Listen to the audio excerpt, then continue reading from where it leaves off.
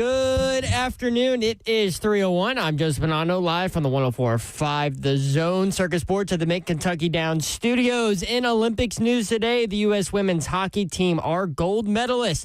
After a 2-1 overtime win against Canada this afternoon, Hillary Knight scored on a 6v5 goal with 2 minutes remaining to tie the game at 1. Megan Keller scored the game winner in a 3v3 sudden death in overtime to secure the gold medal for the USA. In NFL news today, Courtney Cronin from ESPN reported that Indiana lawmakers unanimously passed a bill that would clear a path for the Bears to build a new stadium in Hammond, Indiana. The Bears have been seeking legislation in Illinois that would allow the team to negotiate tax payments with local governing bodies instead of paying full property taxes, and the Bears' current lease at Soldier Field runs through 2033.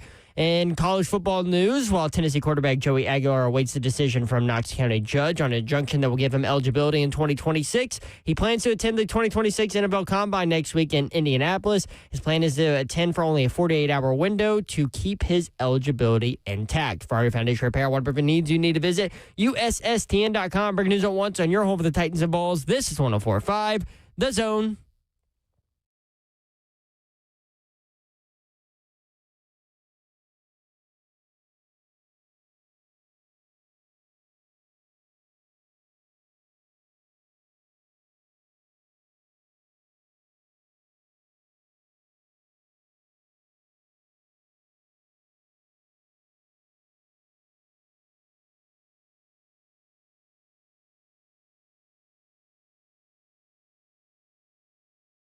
HL 104.5 The Zone. Brent Doherty with you on a beautiful day in the Music City. Happy Thursday. Hope you're having a great day. You can watch the show live, YouTube, Facebook Live, Twitter, and Twitch. Twitch, please. There she is, Dawn Babsy Davenport. Hey. What up, Babsy?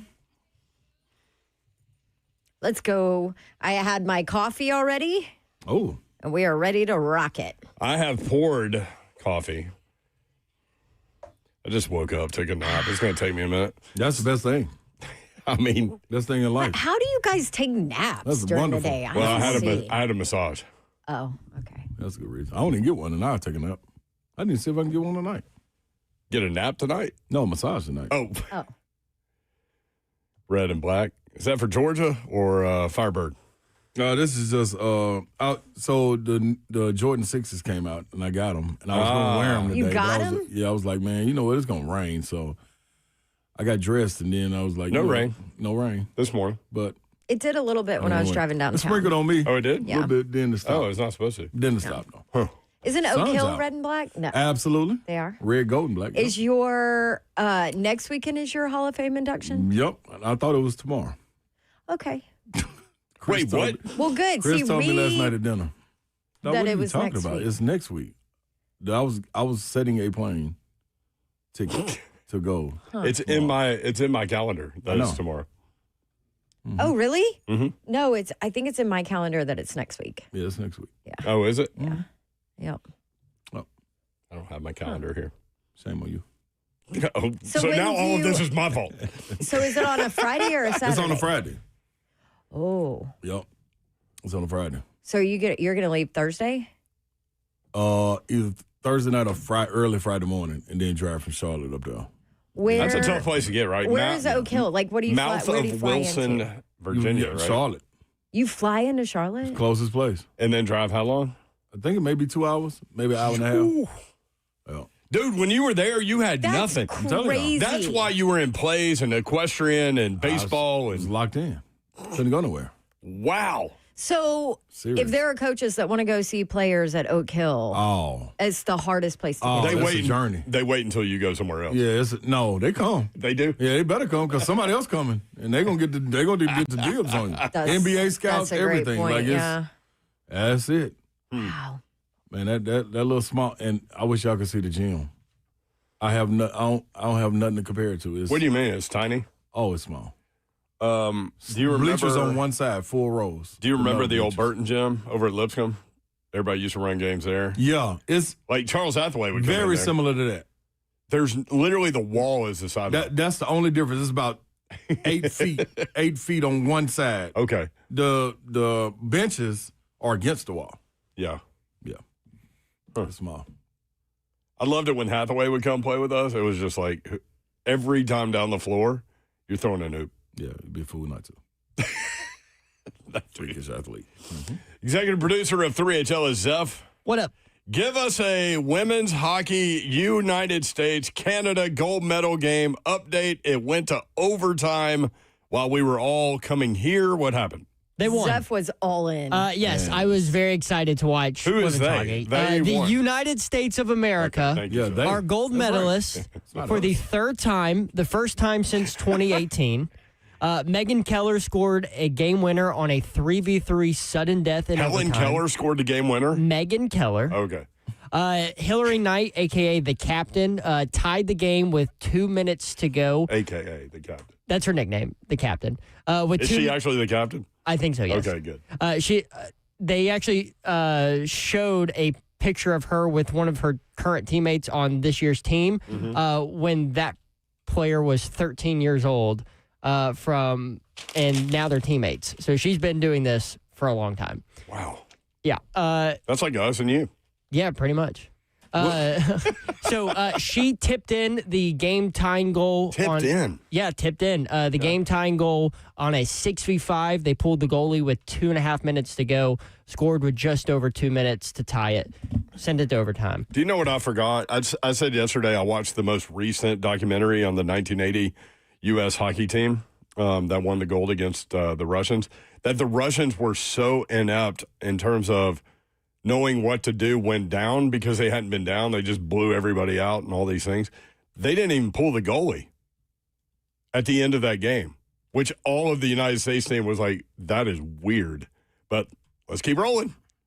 And they got the win. So they pulled the goalie, get the goal, get the tie, and then get the win in overtime. The 3v3 hockey It's awesome. it's awesome. very fast-paced. Intense. Canada had a couple breakaways where they had one-on-one, and what? I just One-on-one to you is one hockey player with the goaltender. Yeah, Okay. listen. that's one-on-one. That's All 1v0. that's cool. USA won. Zeph, explain to the people how sad you are. I'm not sad. I'm happy. That was electric. That was so forced. That right What? there was so You should have forced. seen me in there hooting and hollering after that. I know you got to put on the front. Hooting and hollering. You'll get it. We'll get you up out of here. You get exported. You're the only 24-year-old in America that said that phrase. Yeah, today. probably. I know Hooting and Zeph hollering. is hurt, but I'm not hurting. I'm glad Quit you putting that on me. No, I'm glad. I'm you, excited. I bet you are. I'm glad you came Go in to red, do the white, and show. blue. We needed you today, Zeph. We greatly appreciate you putting your hurt to the side after your country loses. And you coming in, and then you even opened He's it got up by another saying opportunity on the he men's said side. they. He said they won. So he was correct with that. The USA won. You're absolutely I right. didn't win. You I would've didn't play. No, we won. I'm saying we won. Thank God. I Yeah, don't want we to see you won. play hockey. When Steph Curry and them Oh, did I it, could when not. Steph Curry and them did that in the Olympics, and he put everybody night to sleep. You know what we were all Night-night. saying? Yes, we won. USA won. I really thought Vandy was going to hit that shot last night. Steph Curry style. Yeah. Did you see the freeze frame of that? I mean, it was all the way was online. in. I thought it was in the online. whole way. It was online. You called that Missouri going to give Vandy trouble at home, and they did. They needed that win. They had to have it. Auburn needed the win too, but man, Josh Hubbard.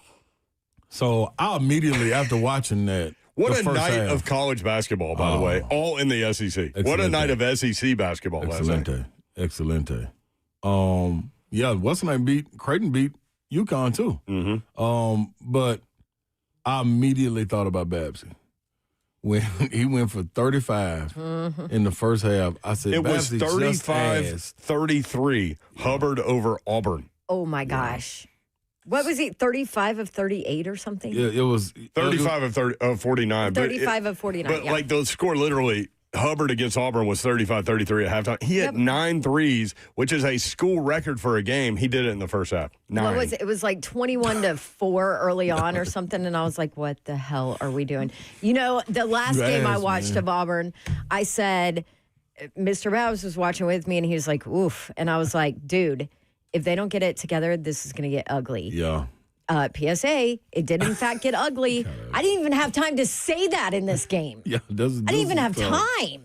That was tough, man. That was When you asked brutal. Slay about that game I'm like, yesterday- can we play defense? What are we doing? Slade liked Auburn to win. Yeah. But he said, I remember you saying that Mississippi State will fight you. They Yes. gonna fight Coach Jans. It's either dog or dog food. And this is the part.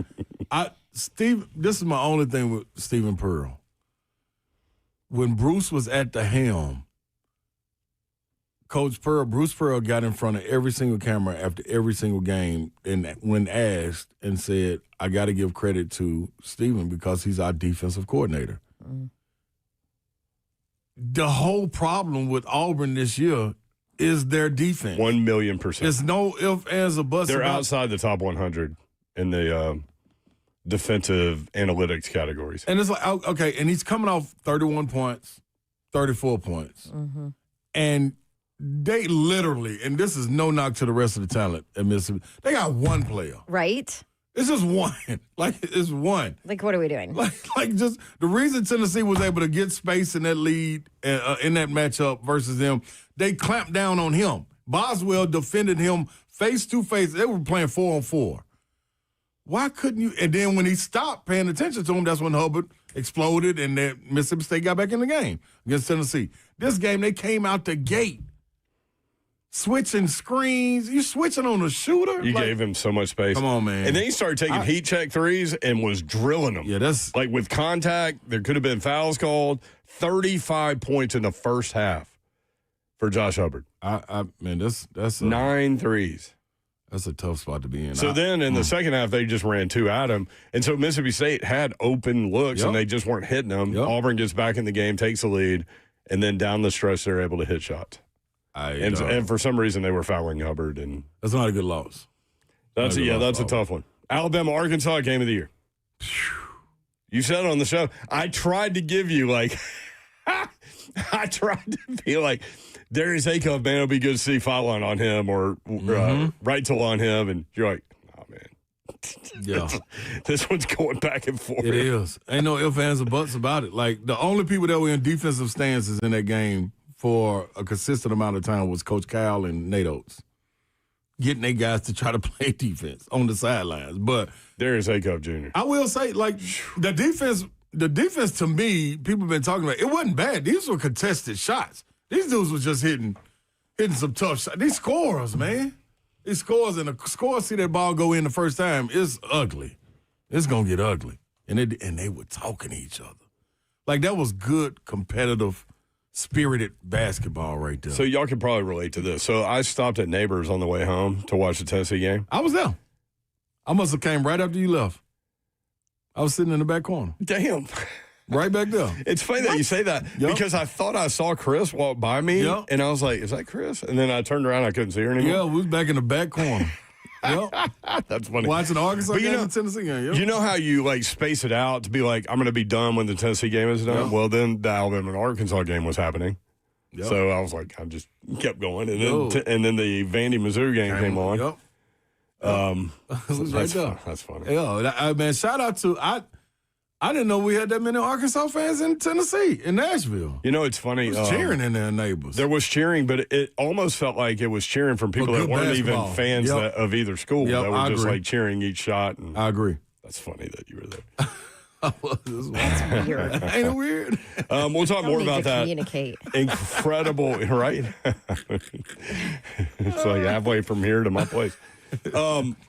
We'll talk more about the basketball situation. We got some big games coming up on Saturday. We're getting late in the season, so everybody trying to kind of jockey themselves around. We've got some shout-outs. We've got all kinds of things. Ray Cosell, NFL Films, NFL Deep Dive film study of he wants to hit on Reuben Bain Jr., David Bailey, Arvell Reese, and he wants to talk about what he heard from the coordinators yesterday from the Titans, and we'll do that with Brian Dable and Gus Bradley meeting with the media. Big Savage, Ramon Foster at 5:20. As long as he'll still call in with Zeph as producer of 3HO. We might have to put him on speakerphone and hold the phone up close to him. Yeah, we might have to handle it. It's tough. Zeph had a tough stretch, man, this week. Team losing. Well, not his team, his country. The men's hockey thing is that's the one that's Sunday gold medal game could be United States against Canada in Olympic men's hockey. The problem with, and we were talking with Furman about this yesterday, the problem with that is it'll be like 7:10 in the morning on Sunday. That's tough. Yeah, I ain't going to be able to know. Yeah, I'm going to miss that one. You'll be on a plane, won't you? Yeah, it should be. 7:10 in the morning? On Sunday. On the way to the airport. I like it when there's some early stuff. That's the now that I have stuff. a kid who wakes me up early. I know. You text us every weekend. Y'all are all doing something. Basketball, softball coming up. I can't wait for softball. Richard Hendricks, who did the Tennessee game last night, is your softball coach for 5 I know. 6 I got to call him back, by the way, and give him the warning. We're going this weekend to buy a glove and cleats and I guess bat and helmet. I don't know. I mean, do I really need to invest in this? Probably not, but we are. Yeah, you gotta have all this. Poor Richard. He has no idea. 3HL, more coming up. If you want to end 615-737-1045, the U.S. women win gold in overtime. That's pretty cool. We'll talk more college basketball, get into the Titans, the NFL. If you want in, again, 615-737-1045. 3HL, presented by your mom and him. We'll be right back.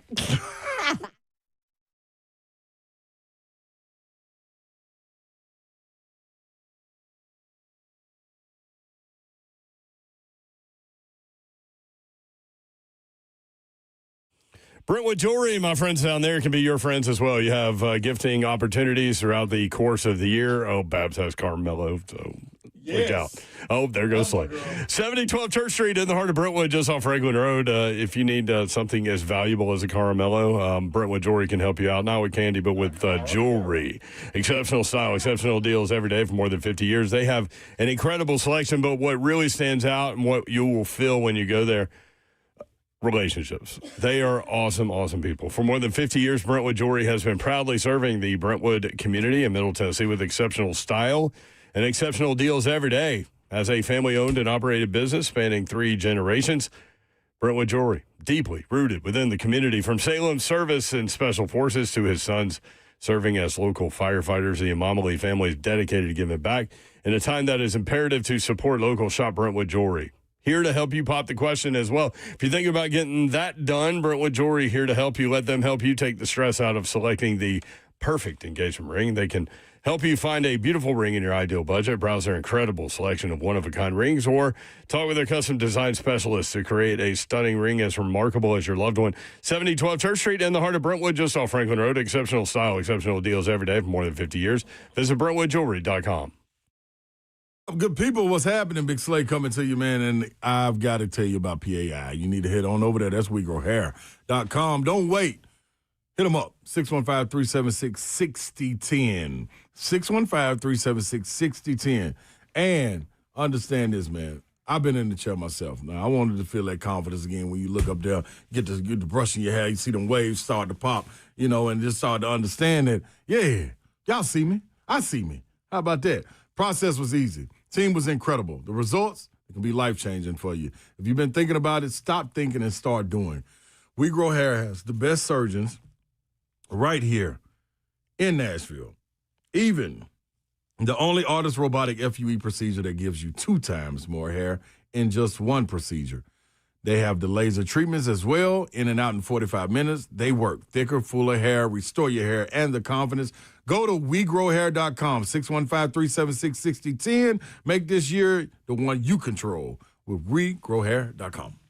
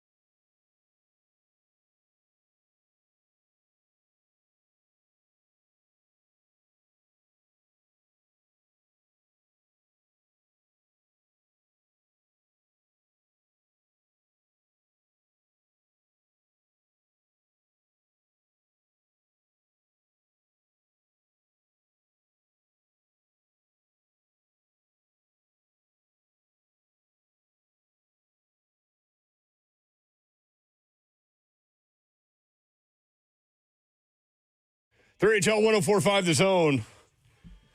If Zeph Dog is playing this song, that means something good happened for the United States of America. Yeah, the women won gold, baby. Women won gold. What are y'all doing over there? Eating a caramello. Yeah, and you say Cara. Yeah, Caramella. It's Cara. Cara. It probably is.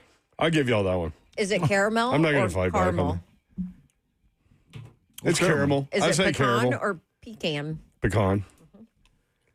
It's caramel. I just didn't say caramella. I don't know why I Tomato did. or tomato? Tomato. I like tomato. Anybody want tomatoes? You do not say that. I've never heard you say the I've word never said tomato. That's why I just tried to use it in a sentence. It sounded stupid. Like the spelling bee. Yeah, that sounded stupid. Didn't you win the spelling bee? I was cold. Where were you at? I was at Ottawa Middle School. at this Ottawa time. in Chattanooga, which we passed that place. We so did. We got in traffic coming back from Atlanta from media days. So Waze sent us. We passed my elementary school. That's what it was. Calvin Donaldson. Calvin Donald. So Waze sent us through these neighborhoods, and I was like, Slay, is that the elementary school you've been talking about? He's like, damn it, yeah, that's my elementary school right there. That was it. Ah, that was crazy. My If we'd grandma had a lived in Ottawa. basketball, we would have gotten out and shot hoops. Yeah, I was fresh off surgery too, though. Yeah, well, I still would have got out. That's true. what'd you say about That's your my, grandma? My grandma lived in Ottawa growing up. Did you hear that? Went there I went there all the time. She left probably 6 years ago. Yeah, Ottawa cool, man. It was right down the street from us. Is it cool? Yeah. Ottawa was a new school. I think I've called them in a state Probably have. championship. I think we were the something, football Owls, or maybe. basketball. Maybe the Owls or something. That would make sense. Ran track. Alliterate. Everything. We didn't have no basketball team. What track did you run? Oh, maybe I just didn't play basketball. What track did I run? I don't know, but I can't wait for the answer to this. I ran the 4x1, and I was the anchor. What? So you were Them long legs, fast? man. I was coming out through that with them legs, Babs. You got to think. Yeah. Them legs right there, ankle move a little bit. True. Man. You were long and lean. Plus, y'all got to think. There you go. Yeah. So was the being amount hard. of steps for you to run 100 compared to Will Bowling, Oh, yeah. I'm out you there probably flying. have like Yeah, 10. but Will Bowling has some lanky, long He do. legs too. Yeah, he does. That might Man, be I a was so bad slim. I example. was so skinny. That's right. You I were was so those skinny little Yeah, legs. what? So They look skinny. like track legs. Well, he still has skinny little legs. Yeah, just the top ain't yeah, he's a skinny. basketball player. Yeah. Basketball legs or something. Well, what's the upper body? Bring his sexy back. I'm gonna. You're send bringing this one sexy out. back. This is a I man. don't know. Hey. Come on. It's almost summertime, Slade. It is. Hey. We're about to spring forward. We It's got going to be one more light. cold front, though. At night, we do have a cold front coming. Next week. Yeah. So it shuts it back down. Babs doesn't like me talking about this. Nope. Don't Because wanna do today it. it's like 76 and sunny. It's hot today. It's amazing today. It turned everything off. in beautiful. the She house. doesn't have her little vortex coat on thing. No, because it's beautiful today. Tomorrow, 62 and sunny.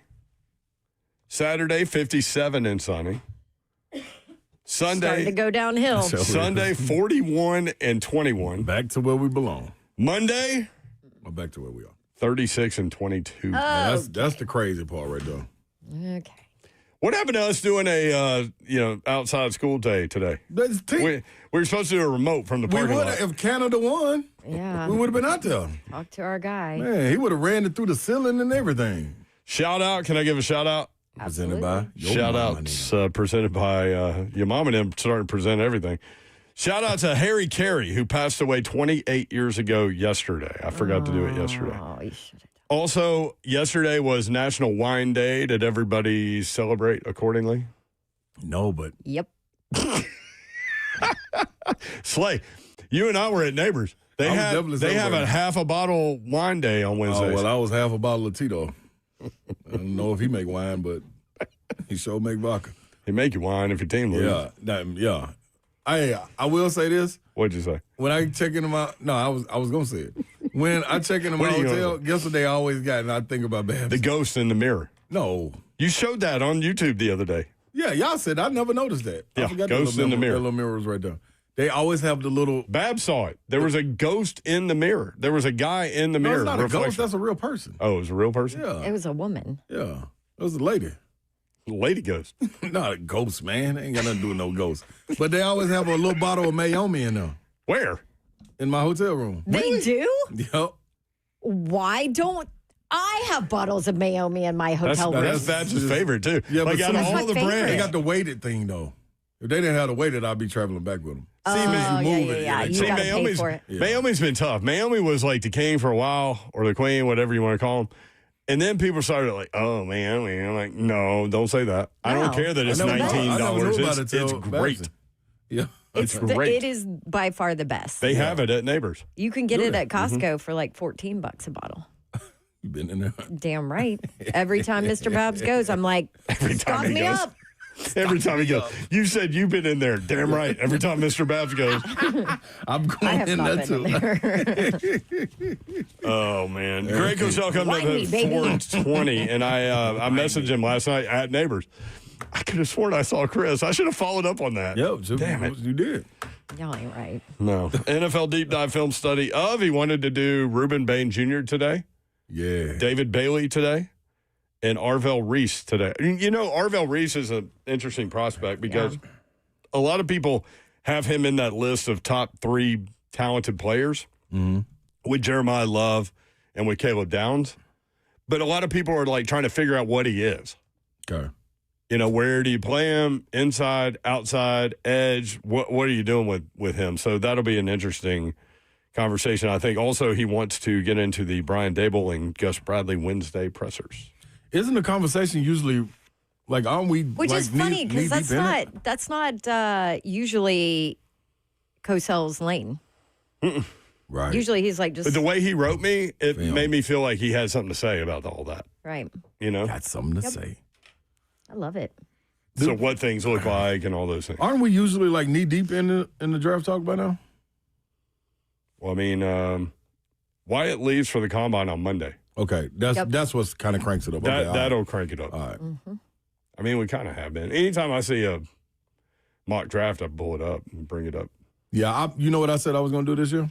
Not leave Reuben Bain Jr. Yep, and I'm staying away from all those mock drafts that really don't appease to me. Okay. Yeah. What do you mean? I mean, Babsy, the ones out there like that don't go against what you're thinking. No, Lil Charlie's mock 9.0 draft.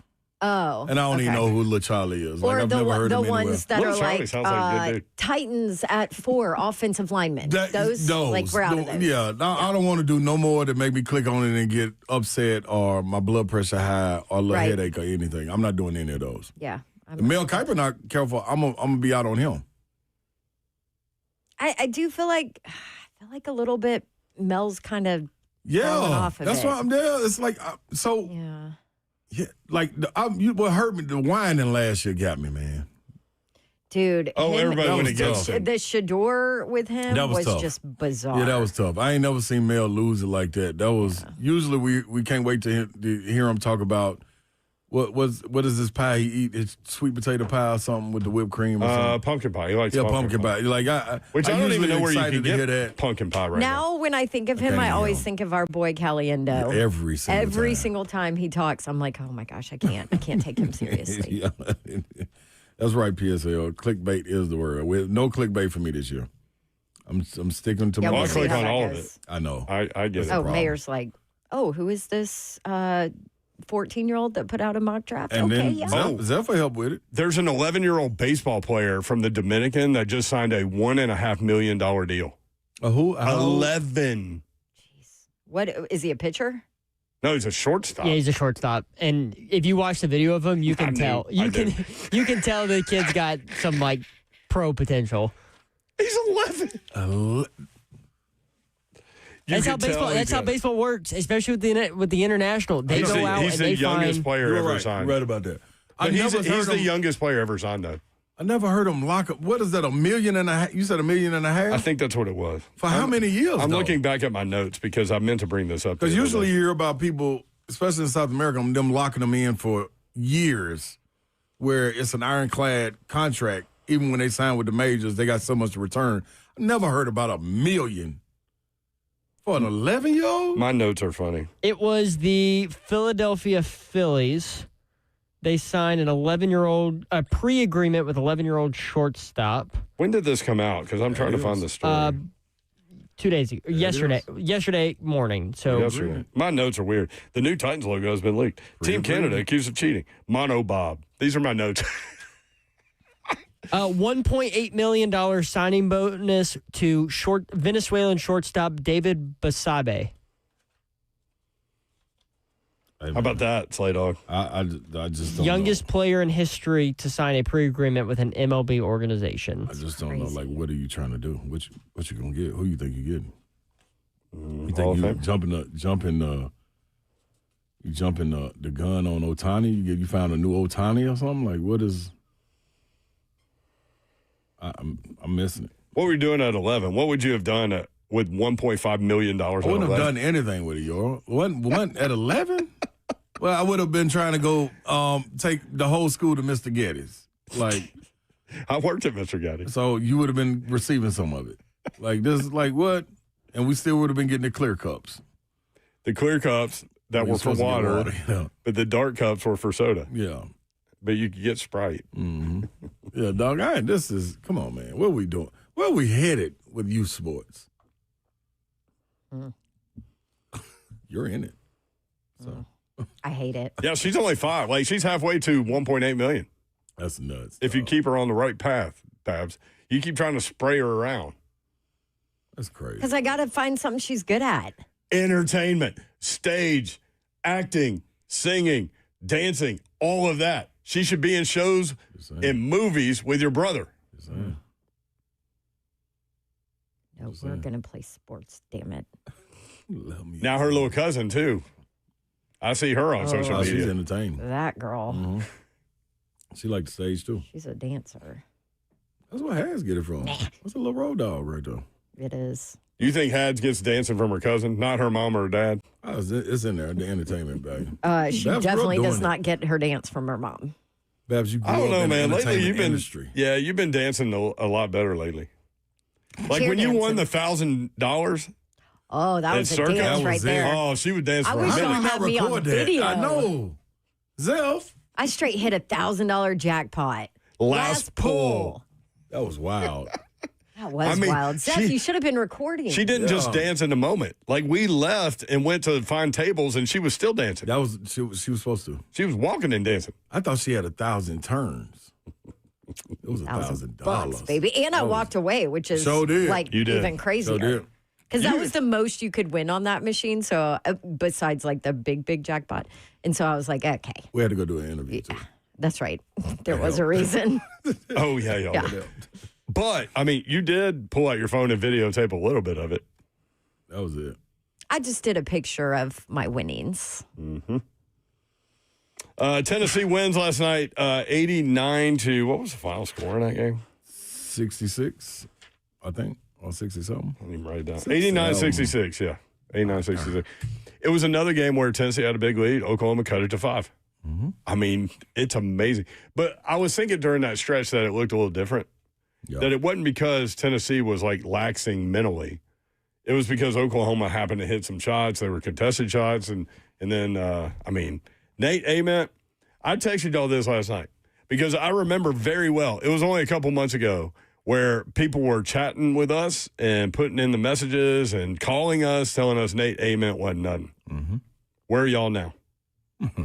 That dude. Yeah. He can go. 11 straight games of 16 or more. He can go. And it's tough to score 29 on a night where some other very high-profile production was going on. But, man, he was good. And what was impressive is kind of what we've been talking about. Rick Barnes is going to him now. Mm-hmm. When they need a basket, that's where they go. Yep. Smart. And you still have Gillespie. So if you double down on him, look out. Yep. Swing the ball. There it is. Guys are getting confident. Gillespie with a Tennessee record 8 steals. Yeah. That blows my mind with the defenders that we've seen lately. Mm-hmm. That's activity. Learning to be active out there. 16 points, 8 rebounds. 8 steals, 8 assists too. Mm-hmm. Not just sitting and watching your man and you're just watching the game be played. You're actually in the game and being active. That's big kudos to him. Tennessee had 18 points off 9 Oklahoma turnovers in the first half. They ended with 31 points off turnovers. Yeah. And we've been talking about offensive rebounds with them. That's their thing. Again, Tennessee dominant on the offensive boards, 15-6.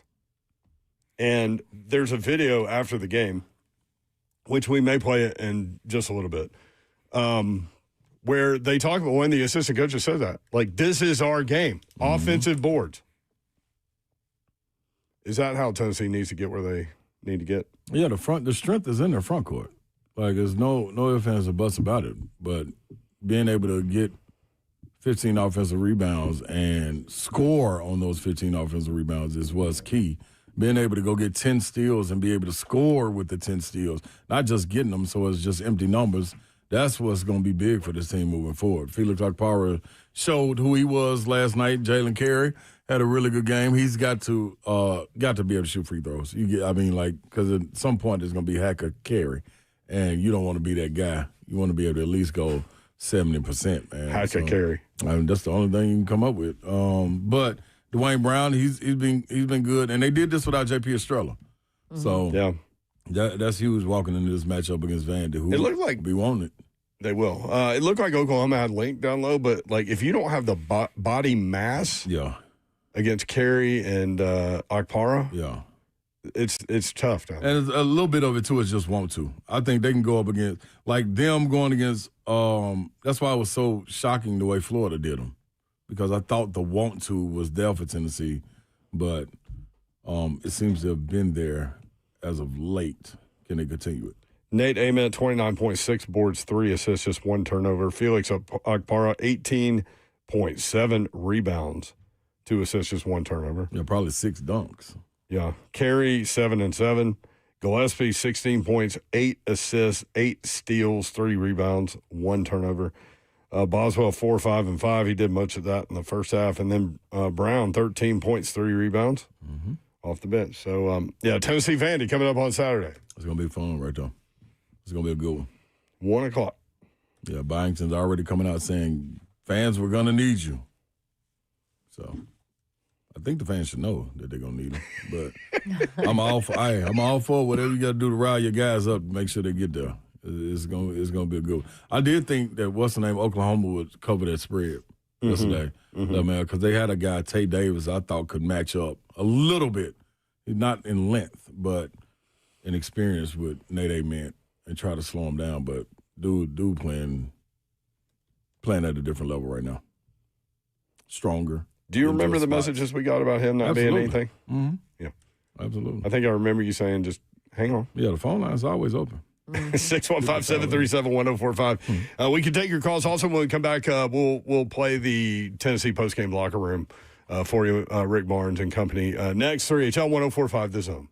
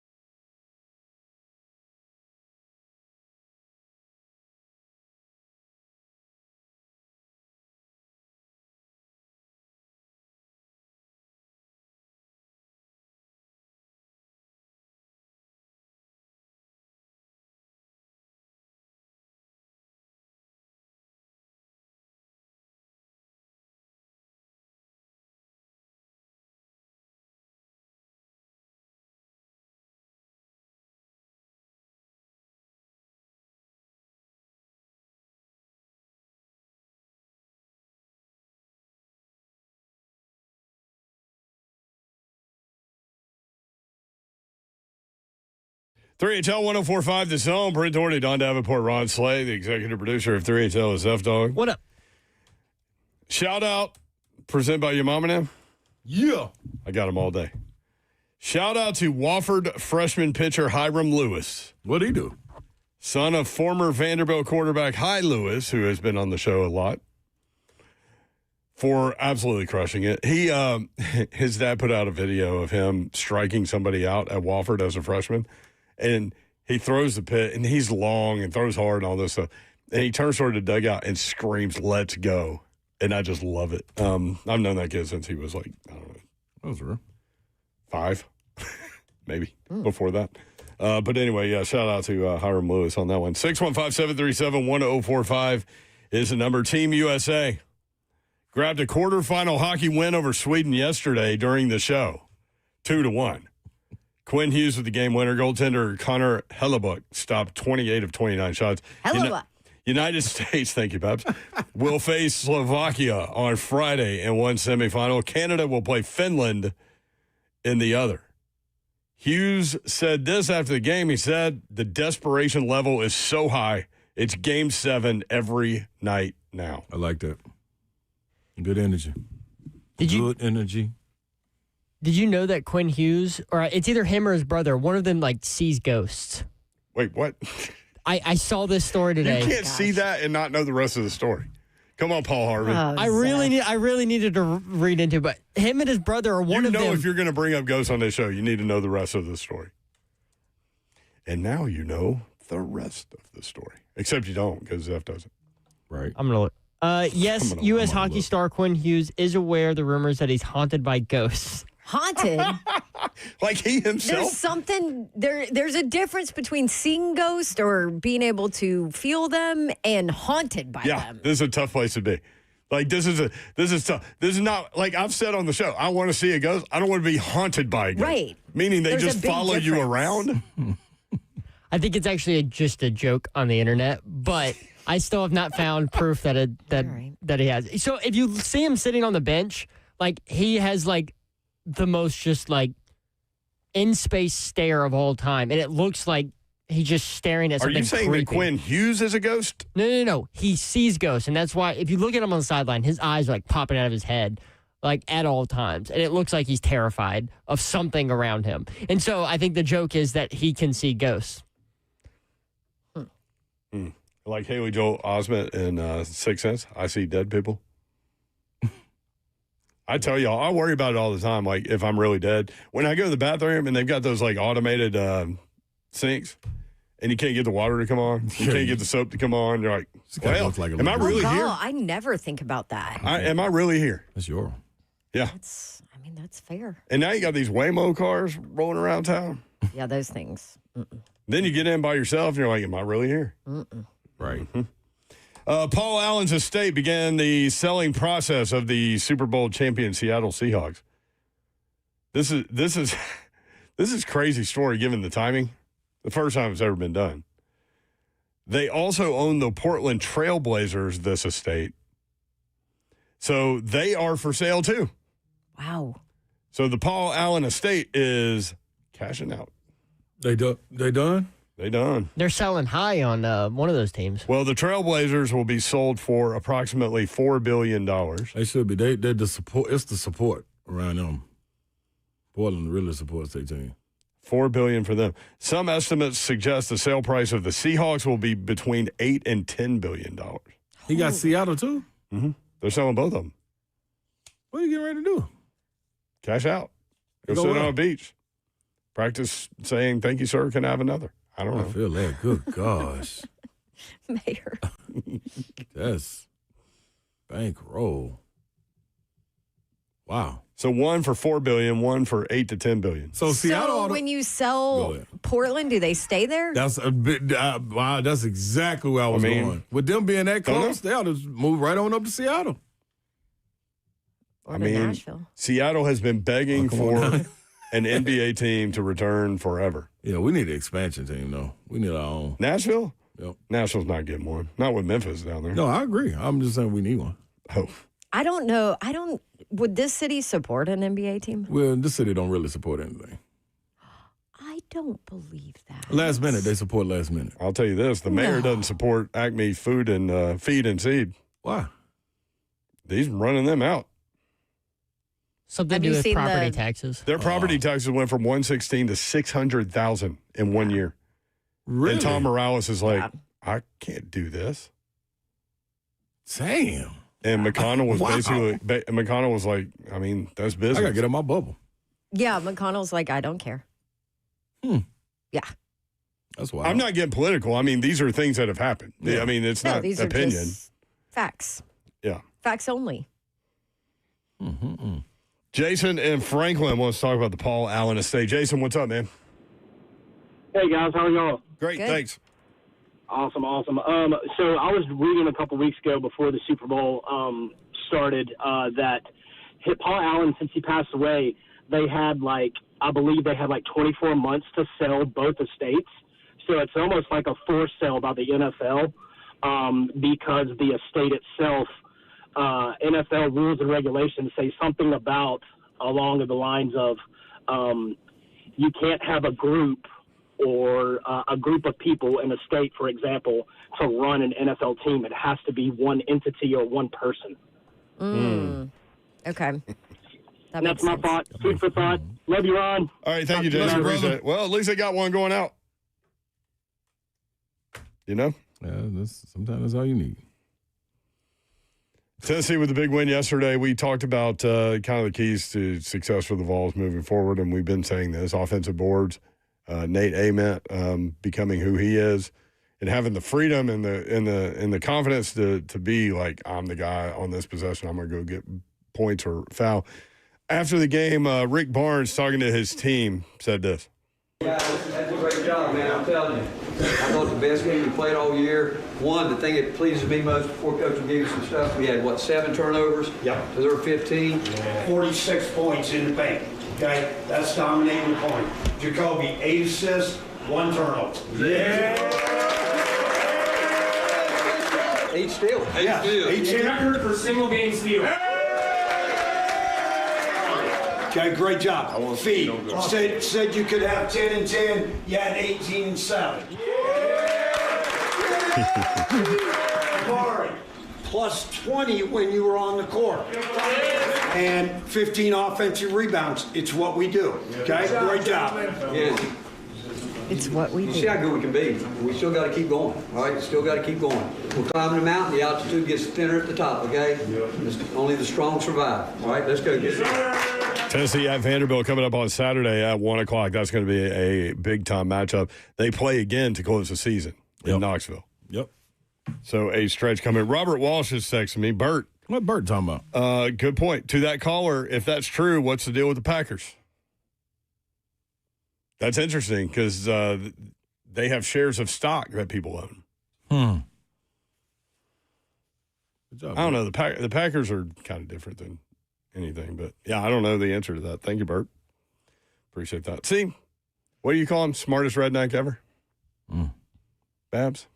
Yes. All right, more 3 That is true. They're the only publicly owned franchise in the NFL. The only one. in sport, I think. It's wild how they how do business. they get away with it then? That's a great question.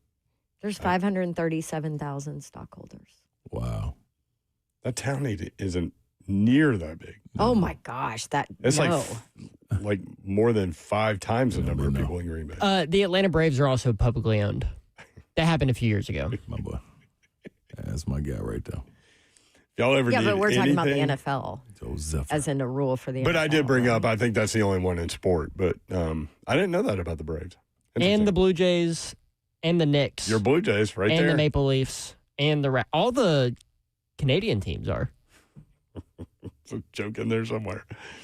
When we come back, Mick Cronin went nuts on a microphone. We'll talk about it. Where is he? UCLA head coach? Is he still there? Where should he be? Nowhere. That's where He they should be went. nowhere. That's where they went instead of Rick Barnes that one year. Remember? That's right. Mm-hmm. Mick Cronin coached Murray State for a second. Went to Cincinnati. Bob Huggins tree. He's lost his damn mind. Yes. Was quite some time. You'll understand more next. 3HL 1045 The Zone.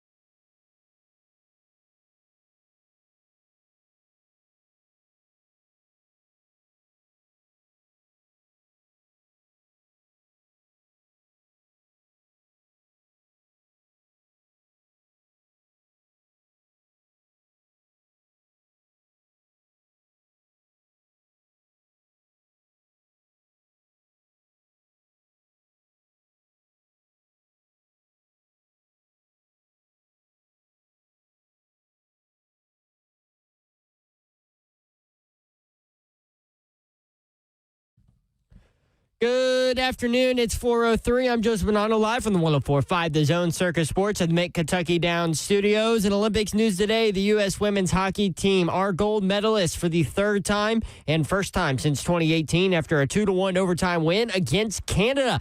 Hillary Knight scored on a 6-on-5 goal with 2 minutes remaining to tie it, while Megan Keller scored the game winner in a 3v3 sudden death in overtime. In NFL news today, Courtney Cronin reported that the Indiana lawmakers unanimously passed a bill that would clear a path for the Bears to build a new stadium in Hammond, Indiana. Bears have been seeking legislation in the state of Illinois to help them continue building their stadium there, as their current lease at Soldier Field, who is owned by the city of Chicago, runs through 2033. In college football news, Tennessee quarterback Joey Aguilar still awaits a decision from Knox County judge on an injunction to give him eligibility in 2026. He does plan to attend the 2026 Combine next week. However, he will only be there for a 48-hour window instead of a normal 5-day window to preserve his eligibility. For all your foundation repair, whatever needs you need to visit USSTN.com. Breaking news at once on your home for the Titans and Balls. This is 104.5 The Zone.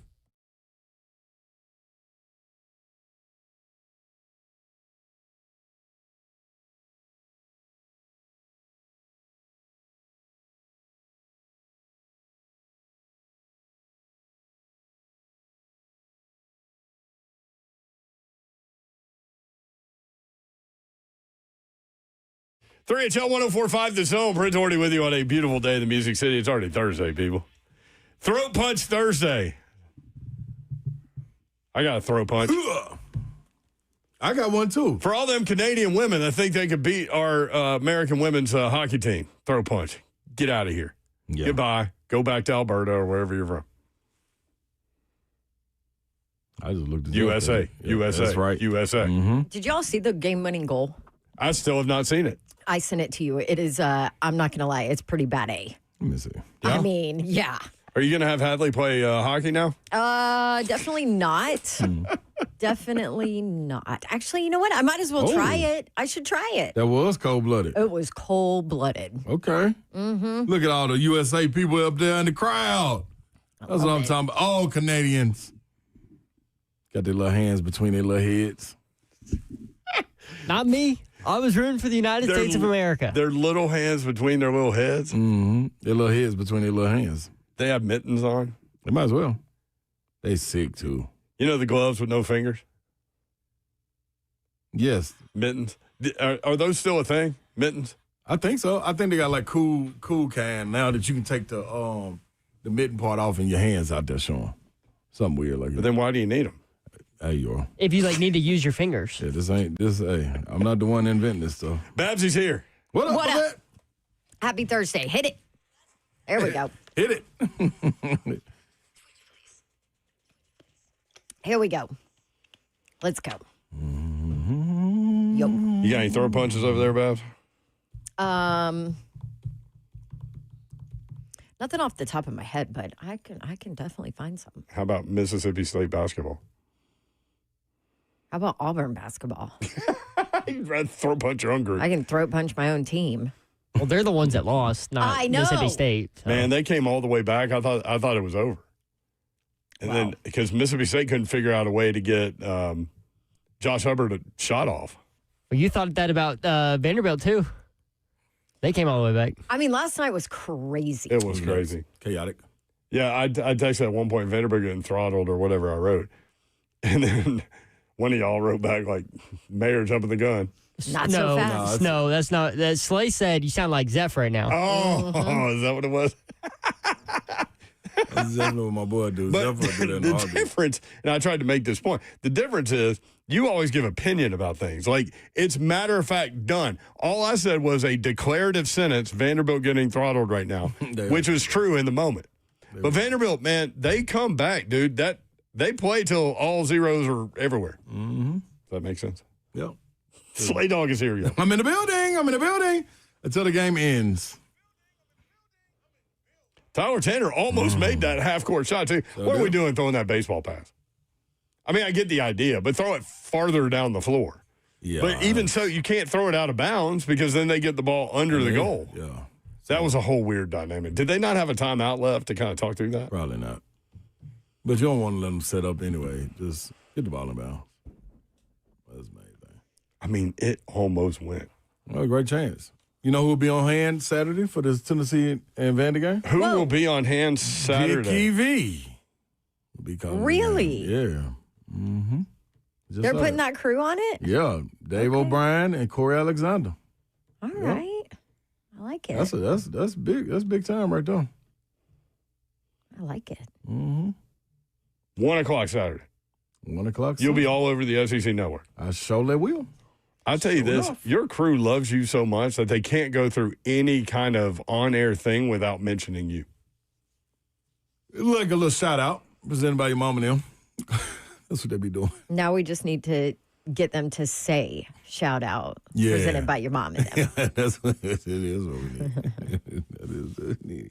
I may say that Saturday. I don't know that they would know what to do with that. Yeah, it's good. Just when you got to beat them to it. 615-737-1045. Vandy boys, you give Tennessee baseball updates. Let me give a Vanderbilt when they threw a combined no-hitter yesterday, despite allowing 2 runs. 7 pitchers. Vandy crushed Eastern Michigan 16-2. They got a no-hitter. Yeah. Baseball, is it in full swing? No, it's week 2. Hey, I mean, we're getting updates. Hey, Lady Vols are number 1 in softball. Have you heard about that? Did you see that? Yeah, but difference is they've actually faced some competition. 4 top 10 teams. Oh, really? Yeah, 0.3 ERA. They're dominating people. Their top 2 pitchers, Carlin Pickens and I'm forgetting the other girl's name.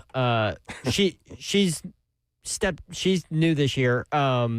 44 innings combined, 0 earned runs allowed between them. So who would you pick if they told you get to coach one of these teams, Zeph, and it's not, you can't be biased about Tennessee? Who would you take, Lady Vols or Oklahoma's women? I mean, that's what it's going to come down to, right?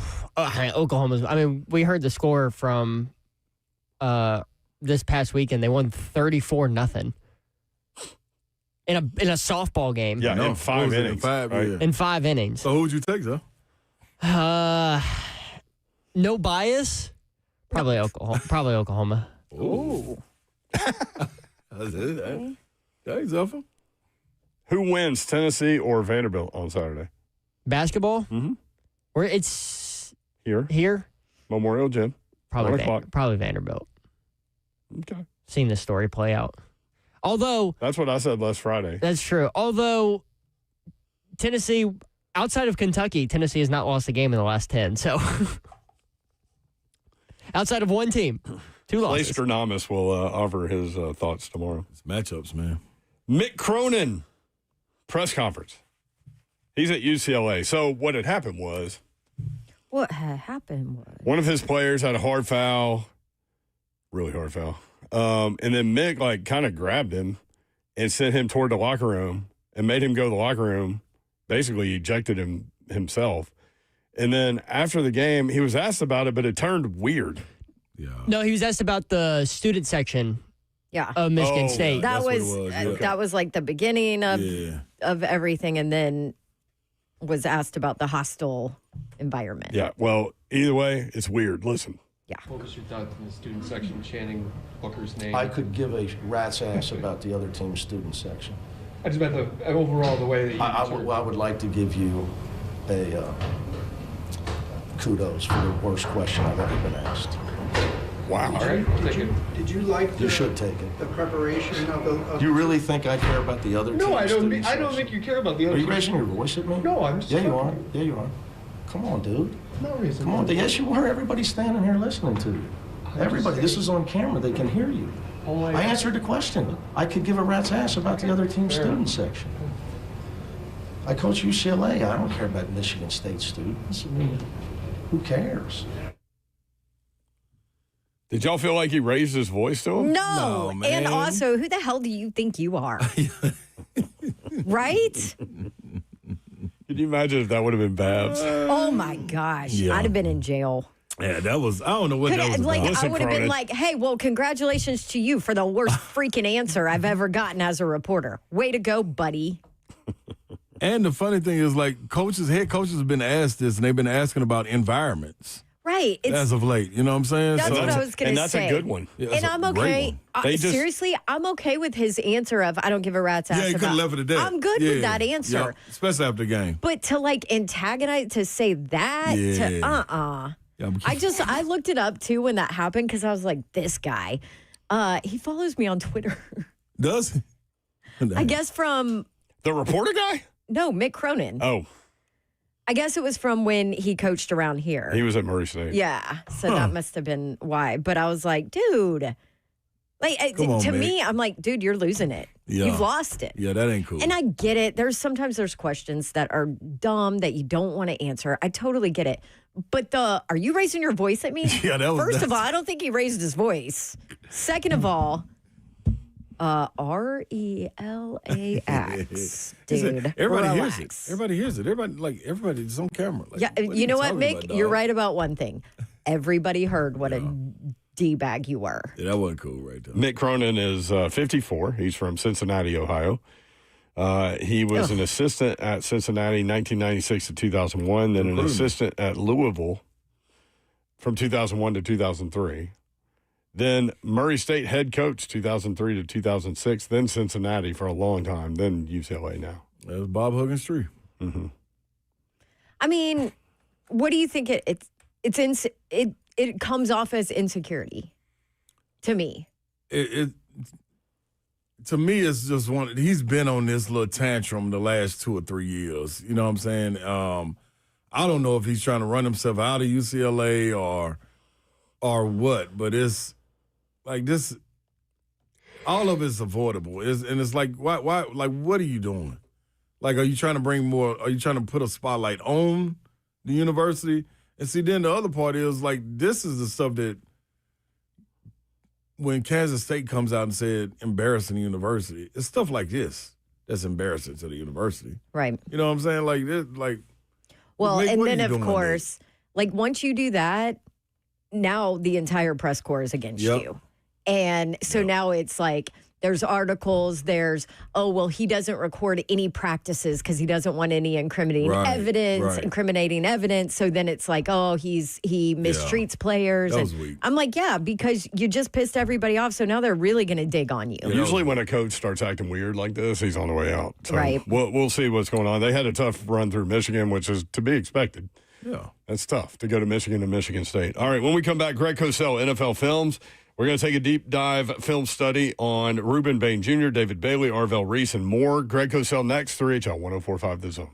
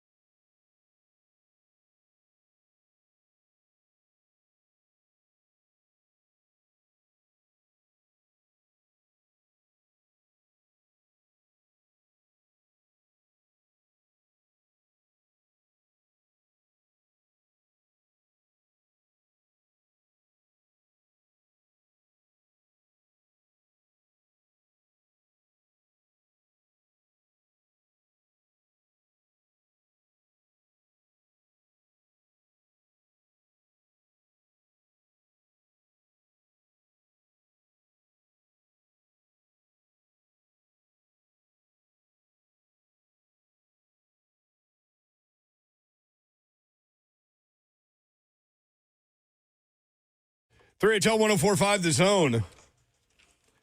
I have another list. You know how I like lists? Jeff Borzello listed the top 10 college basketball freshmen at this point. I can't wait to run this by you in a little bit. Okay. We did this last week, and whatever list it was Darius Acuff was like 12th or something. Dumb. Like, I said it then. It was world? Dumb. Dumb list. You talked about him making a move toward SEC Player of the Year. Definitely did that last night. That's what my throat punch is going to when they come up Kendrick Perkins. Okay.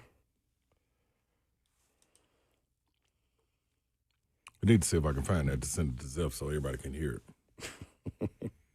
Okay. Because it wasn't a dumb take. It just. But you mentioned the game last night with the opportunity there, and then the opportunity next Saturday at Florida for Darius Acuff. So, yeah, we'll go through that. Let's talk a little football. Greg Cosell joins us now from NFL Films, at Greg Cosell on X. Greg, what's up? How are you? Well, just before we do that, I was going to say I'll say to you and Slay, and Dawn, of course, I watched that game last night in its entirety. I just started watching, it was 7 o'clock Eastern, the Arkansas-Alabama game. That may have been one of the best college games that I can recall seeing. It was unbelievable. It was, man. There was a college basketball night of unbelievable. Yeah, it was. But that game reminded me of, was it 1990 when UNLV came to Arkansas? Yeah. And they went up and down the floor like that, too. It was like 110 to 108 or something. And it was. And then I saw Josh Hubbard had 46. I saw some of those highlights. Yeah. Slay, man, he was shooting. That was like Steph Curry highlights. Yeah, it was. He was shooting it from like 2 yards inside of the half-court line. Exactly. He had 35 at halftime, Cosell. He outscored Auburn 35-33 at the half. I mean, it was the shots he was making were crazy. Cosell played in the schoolyards back in the day and played some pretty significant high school basketball and against some pretty significant long time players. ago. Yep. That was before my vertical dropped to about 2 inches now, No need to be off the ground, I'll feel you, Cosell. Keep your feet on the ground. Once you're over 30, let it go. Done, yep. When do you head to the combine, Greg? Tuesday morning, first thing, and looking forward to it. It's for me, obviously I watch the workouts, but I just love the conversations I get to have with coaches and personnel people. Because I'm always trying to learn more and more, see how people see things. If it's differently than I see it, then I try to factor in why. It's every time I do something, I feel like I'm trying to learn something new. Yeah, I was going to ask you what the benefit is. So watching the players, but more so, and this is kind of what it is for us when we go to the Super Bowl. It's the conversation with people that just kind of lasts throughout the year. Yeah. I mean, look, being in the Dome and seeing the workouts is great. And there are some that are better than others. And some, I think some specific workouts positionally mean more than others. But you certainly want to see guys close up. There's no question, just their body types, how they move. But it's really the conversations for me that are more important. Greg Cosell, it is draft season, so we are going through players. We spent some time on wide receivers last week, and we're going to hit on some of the edge guys. But I was talking with you earlier. You said you wanted to kind of get into what the coordinators had to say yesterday for the Titans. Brian Daboll. Yeah, I thought it was, and Gus Bradley met with the media.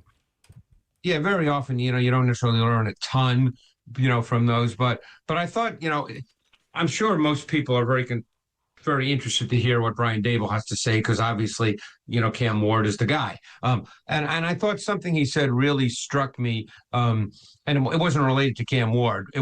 He talked about, to be a good offense, you have to be able to throw the football when the defense knows you're throwing it, and be able to run the ball when they know you need to run it. And not that sums up the entire NFL on offense, but I thought that was, a point that just, the Cliff Notes version of that is really good. I mean, that's what you have to do, because, we always talk about third down, for instance, third and long, let's say third 6+, 7+ as being the money down.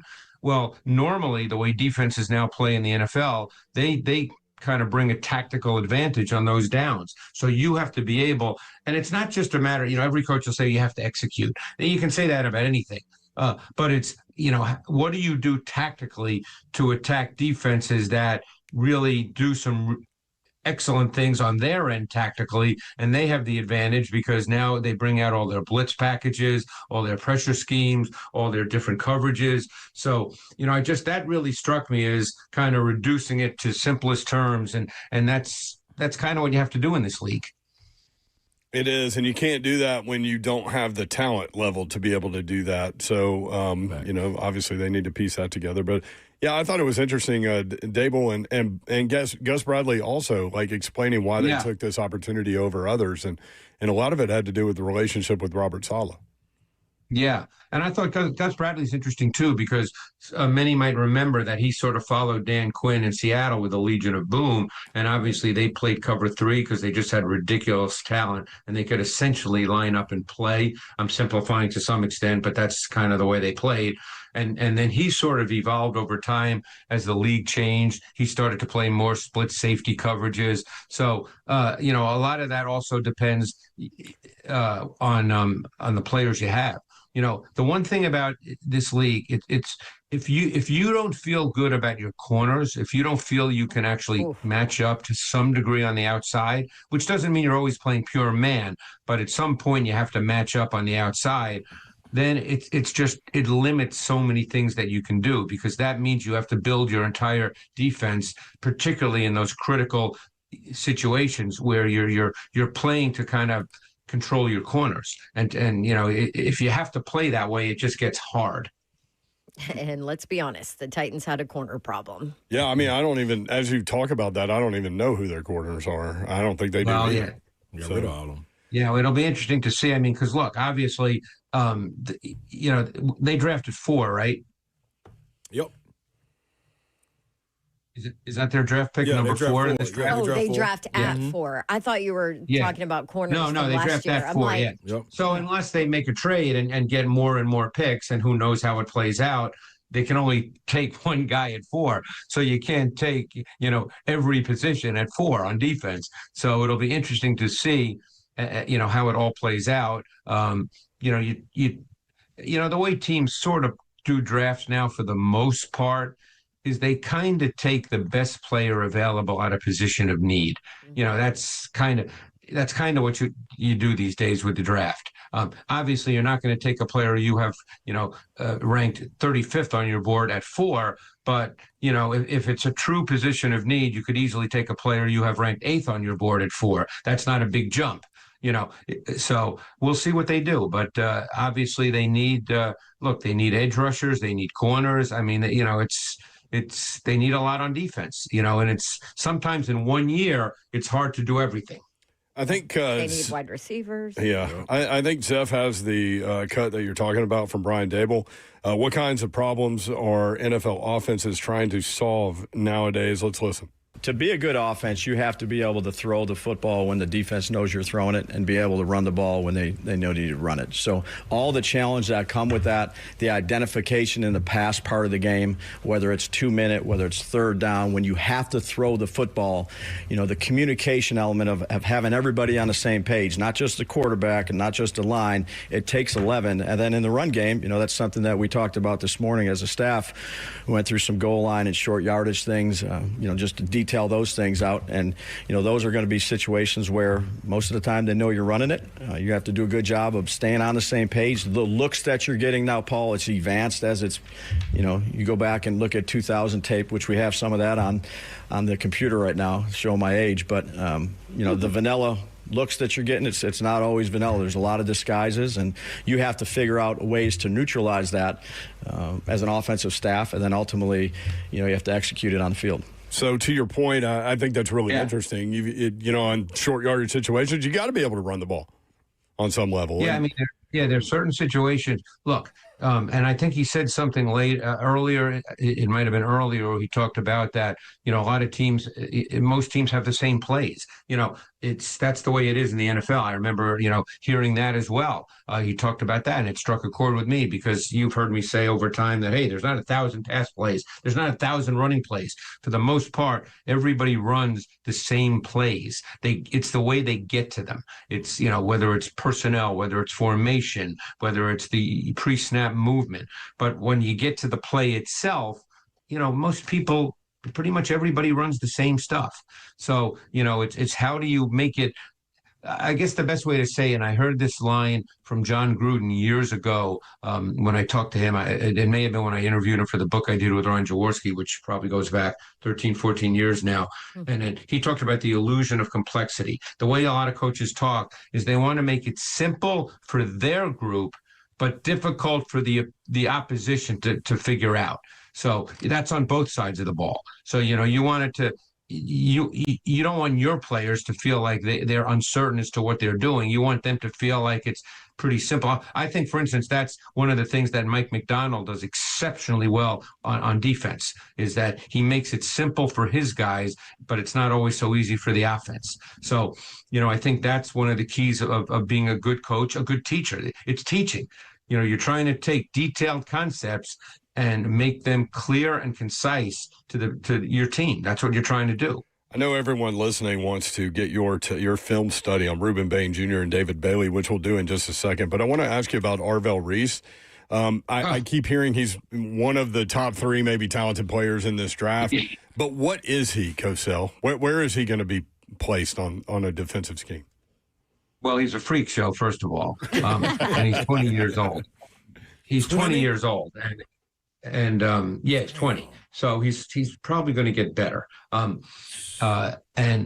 again, now you get into where do you play him when you draft him? Because what people, it's always easy to say, well, he can play, here and he can play there and he can do this. That's all true. But the first day of whatever they call the first day, OTAs or mini, I don't know what they call everything now. But the first day, you gotta put him somewhere. So when you go out and you're in shorts and a t-shirt, and Robert Saleh and Gus Bradley and the D-line coach and the linebacker coach, where are you putting him?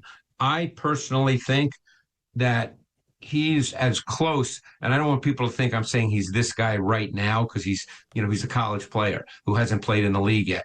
But watching him, the guy I thought of was Micah Parsons.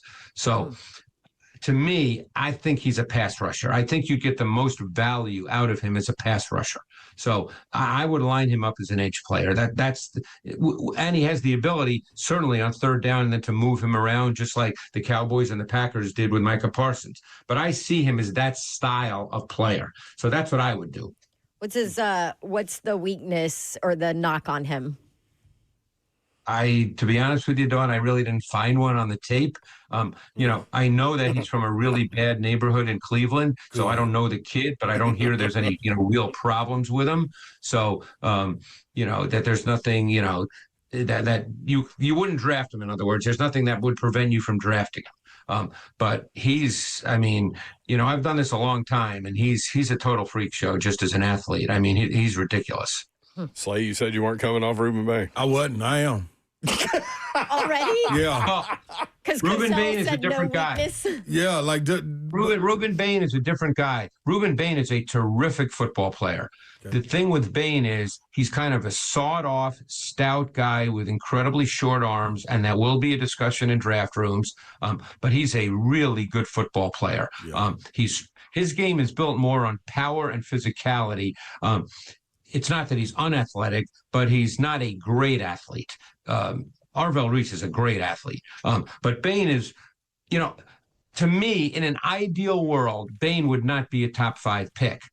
But the issue in this draft is it's not a quarterback draft and it's not a wide receiver draft in terms of, big time talent. So now guys like Ruben Bain, he'll probably go top 5 or top 6, and he's going to be a good pro. The question is, will he be a big time pass rusher? His game's built on power. He's not truly bendy. He's not truly sudden or explosive, but man, does he play hard? Is he physical? Is he powerful? He's a guy you love watching play. It's just, word on the street is that his arm length is going to be under 31 inches. And people who do that kind of research, there's been no really good edge pass rusher going back like years that's had arm length under 31 inches. Although, Cosell, I'll bring this up that you've taught us over the years. You always talk about how important that speed to power is at the next level, which he has. He's good at that, but not great. Now, that's his game more than bend and flexibility, but he's not at the level of, let's say, a Jared Verse when he came out of college. Okay. But Bain is just a guy that everything about him you like. I don't know if he's great at one thing. He's just a really good football player. Greg Cosell breaking it down from NFL Films at Greg Cosell on X. Yeah, I was all in on Ruben Bain. Still kind of am. It's just he's really good, Slade. Yeah, I didn't know really this freak good. existed though. That was before I knew. You didn't know about Arvell Reese. No. But I mean, those are two different players that you would use completely differently in a scheme. We've talked about the need the Titans have for a defensive playmaker forever. That's what I'm saying. And that sounds like what Arvell Reese is. Yeah. Yeah, he's more of a playmaker than Bain. Although if you draft Bain, you're getting a guy that, you're going to be very happy with him. It's just, he may not be a 16 sack, a year guy. He may not be. Now, maybe he will. Look, these are still prospects and they're young kids. Right. I hate to, the one thing I hope people understand is everything I say is based on what I see on tape of them now. Yeah. Right. 3-4 years down the road, maybe with growth, development, coaching, any number of factors that come into play, could they improve? I mean, look, Bain's not all of a sudden going to be an Arvell Reese type of athlete. Right. That kind of thing doesn't happen. Right. Slade could speak to that. Yep. You're not going to make a guy who's a good athlete into a freak show athlete. That doesn't happen. But you can teach a guy, better hand usage. You can teach a guy how to set up offensive tackles. You can teach the technique things, but Bain will never be an unbelievably great athlete. That's just not who he is. This is a good spot for us before we get to David Bailey Jr. to play what Gus Bradley said yesterday. I thought was interesting. His general view on defensive end and edge players. I want to get your take on this. You know what? I think that just talking in general terms, I think that one end is maybe an end on first and second down, and then might have the ability to slide inside on third down, where the other end is maybe a true rusher. He's on the end, first and second down and third down as well. And in the dirt most of the time? That's what we're looking at, all those things right now. What's the best for our personnel? And, we're in the beginning stages of just looking at that big picture. Thoughts? Yeah, I think, you're dealing, and a lot of teams do that. They in a sense have what they call a NASCAR or cheetah front, and they take, a lot of the DNs who are base DNs and they move them inside as D tackles, so they can get better pass rushers throughout the entire D line. In an ideal world, if you have those players, that's what you would love to be able to do. It depends on the players. There's a lot of teams that are able to do that, but, not every team is. But, David Bailey, on the other hand, he's got all the needed traits to be, an edge pass rusher in the league. I mean, he's one of those guys. He's got an explosive get off. He's got multiple tools in his pass rush toolbox. I mean, he's got sudden burst off the ball. He's a quicker, more explosive athlete than Bain, just not as good a player as Bain. But as a pure pass rusher, at this moment in time, he'd be better than Bain as a pure pass rusher. But Bain's a better overall player. So with David Bailey, not to compare them, but kind of. I mean, his struggle, weakness is more on the lack of the size, power, that side of it, right? Yeah, I mean, I would say that in the run game, he has to play with more physicality and competitive toughness in the run game. He shows flashes, but much more is demanded. That's not the case with Bain. Bain is a great run defender because he's so physical and just so strong, and he's got really strong hands and arms. Bailey is just a more explosive athlete. I came away from Bailey thinking that in a base front that he would work best in a 5-2 front. Now, my guess is Gus Bradley is going to play a 4-man front, which doesn't mean that Bailey can't do it. These are questions that are unknowns right now. The thing is, I don't get to work these guys out. I'm not going to be in the building if they bring David Bailey in where they spend all day with him as one of their 30 visits. I don't get to do all that. So I'm just giving you, based on tape study at this moment in time. So, okay, here's your hypothetical that you love. So based on a Gus Bradley, like let's say 4-man front, Ruben Bain Jr. or David Bailey? Huh. See, I know you love it when I do this to you. Well, no, but I think that depends on, and I'm not trying to cop out here because they're different players, but I think that depends on the rest of your front. If you do not have an edge pass rusher, Bailey is the better guy. They don't. If you feel your front's good and you've got a guy on the edge on the other side that you think, hey, maybe he's not a 16 sack guy, but is a good pass rusher, then Bain is a better all around player. Like I said, Bain is going to be a really good player. He's just not an explosive get off guy. That's not his game. But who's to say in 3 years with, coaching and, better hand use, all those things that, not that he has bad hand usage, but just as he learns more, that he will be, maybe he will be a 14, 15 sack guy, but he won't be a better athlete. That's the thing. And Bailey is just a more explosive mover. So that goes back to kind of what Gus was talking about. We have to wait and see what the personnel looks like next year. And the Titans sitting at 4, if they want one of those 3 guys, they can get one of those 3 guys with Mendoza going first. Yeah. So you would think. I mean, again, you don't know what's going to happen because there's no, it's not a quarterback draft. There's not going to be a quarterback taken at 2 or 3. And, you don't know who, what teams are going to do. Teams might look to trade. You never know how all this plays out. But I just really, I really liked Arvell Reese's tape a lot. I mean, I've been doing this a long time, as you know, and I came away just going, wow, this guy's really good. And he's 20 years old. So you got to believe he's going to get better. Yeah. Appreciate the conversation today. That's really interesting stuff with Reuben Bain Jr., David Bailey, and Arvell Reese. 3 very different players, right?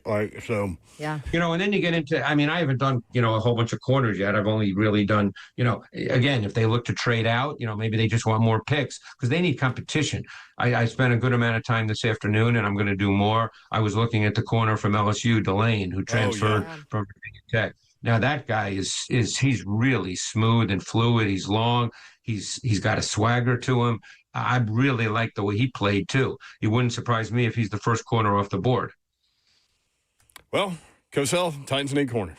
A lot of them. So there is that. Thank you, Greg. Great stuff, man. We'll talk with you next week. Have fun in Indy, and we'll try to figure out how to fit you fit into your schedule. We'll do it every year. We'll make it work. No problem at all, guys. Sounds good. There's Greg Cosell, NFL Films. Guys. Must follow on X at Greg Cosell. More 3HL coming up next. Stay tuned. 104.5 The Zone.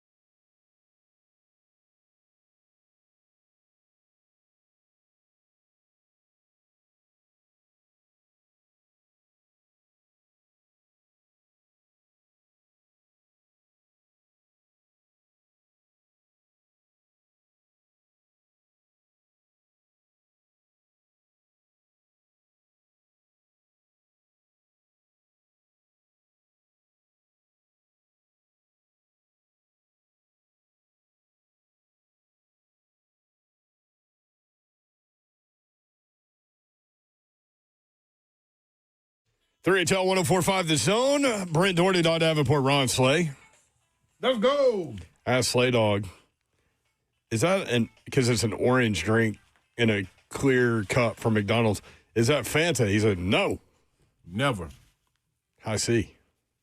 Only one drink you ever go to McDonald's and order. And that's High C Orange.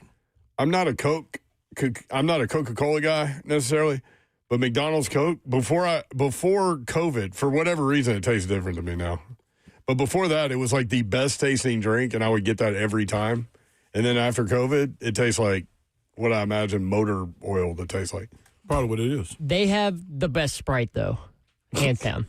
McDonald's has the best Sprite. Best Sprite, best High C, best Coke. High C the only drink I'm going to get. I didn't say it was better than the High C. I just said out of anywhere you get Sprite, McDonald's Sprite, the best. It has a little extra kick in it. I love Slay for a lot of... McDonald's everything drinks are better. So it's everything. Coke, Diet Coke, Diet Dr. Pepper, all of them. Like, I don't get Coke anywhere, but I would get Coke at McDonald's before COVID. Now it tastes like, as I imagine motor oil would taste like to me. Is that a COVID thing? Mm.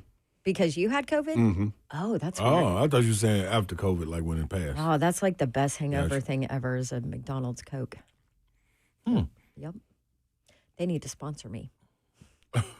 Oh, yeah, I heard about... Here's your McDonald's Cokes for Sunday morning. I heard about you being at McDonald's after the girls' night the other night. Oh, I needed it. And I didn't know why. I was like, why McDonald's? Like, okay. Coke. Yeah. Well, now I know. Coke and a bacon, egg, and cheese biscuit, baby. McDonald's will save you. Yeah. They'll save you. It's the grease. Yep. Yeah. Then it'll help you shake down, too. I will not speak to that. Just saying. I know it. I will not speak to that. On behalf of me. Shout out. Can I give a shout out? Tell your mama no. Shout out to former NBA and Tennessee offensive lineman Jackson Lampley on his new gig as assistant offensive line coach at Vanderbilt. Lamp is? Okay, Lamp. How about that? Moving back home. He was at LSU last year. So it was. So That's one full year out, and now he's going to work on year 2 as an assistant offensive line coach, moving up the ladder. Good for him, man. Way to go, Lamp. Give us some inside tips how to beat him. What? Don't think that's going to happen. Yeah, I don't think so either, but it's worth a try. You think Pops will? Oh, Pop, I know what side Pop's on. He know who not to talk to. He definitely ain't talking to Brad at all. Brad has loyalty. Jackson's dad, Brad, played at Tennessee when Peyton Manning was there. Mm-hmm. And it was so funny. I was telling the story about being up there, and it was a snowy day, and we were at College Station, remember, across Chapman Highway? And College Park. College Park, yep, College Park. And College Station is Texas A&M. Yeah, College Park. And everybody's having a snowball fight, and here comes a big, tall guy with a Tennessee football helmet on, and he's got a big guy next to him with a Tennessee football helmet on with a tray full of snowballs. Let him roll. It was Peyton Manning. Yeah. Oh, that's... And he was just taking snowball and just, annihilating people. Yeah. And so I told that story on the air, and it was early on in 3HL. Clay Travis was like, there's no way that happened. I'm like, yeah, it did. And Lampley called in and was like, yep, it happened. Every time. I think there was a conversation with the head coach, Philip Fulmer, after that deal. Like, you can't be out there throwing snowballs at people. I mean, I would have let him do it. I mean, you have the best arm in the history of arms, probably. I got to let him go. Get him, Peyton. Might as well utilize it. Exactly. I mean, it was It's like funny. that, Funny from where I was standing. Remember that commercial he made where he's throwing the football at the kids? And, he's Yes. just throwing some seeds at them. Wasn't that a Saturday Night Live thing? Oh, yeah, I think you're right. It was. Yeah. It was so good. I imagine that, but with snowballs on college campus. Yeah. Let him have it, Peyton. But this time it's for real, and he's, actually trying to, pelt these college kids. But it's so funny. The offensive lineman always has the quarterback's back. So not only is it Peyton out there winging snowballs at people, he's got an O-lineman that has a tray full of snowballs that are already made. Yeah, supposed to. So it's like rapid fire. Absolutely. Yeah. Spot on. It's like Elf. Mm-hmm. Yeah, he had fast arms. I like that. I'm going to watch it. What'd you think about what Cosell had to say about Arvell Reese? That was They kind of changed things a little bit?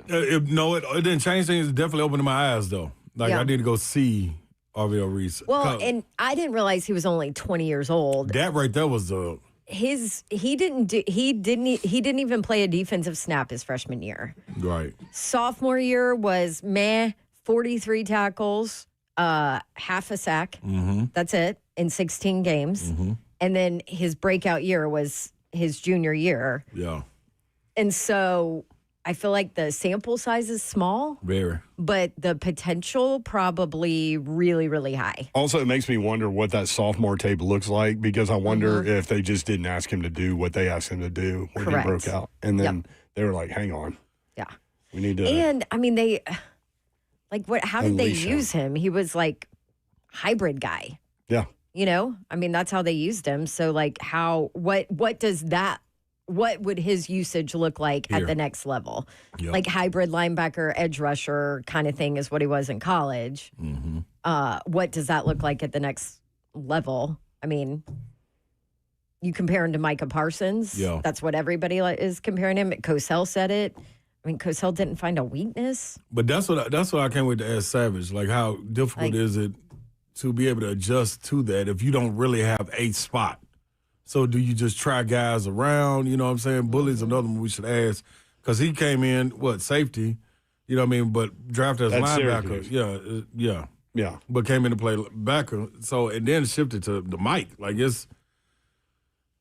I know it's a growth period through there, but him being 20 years old, like, dog, that's with a defensive-minded coach with the energy that I think Salah has and Gus coming into it, like, and you got a young nucleus, like the vet is Big Jeff, like, that's a lot of room to grow. Like I was telling Babs when we got off at I'm just not sure the Titans have that luxury right now to be able to draft on potential. Right.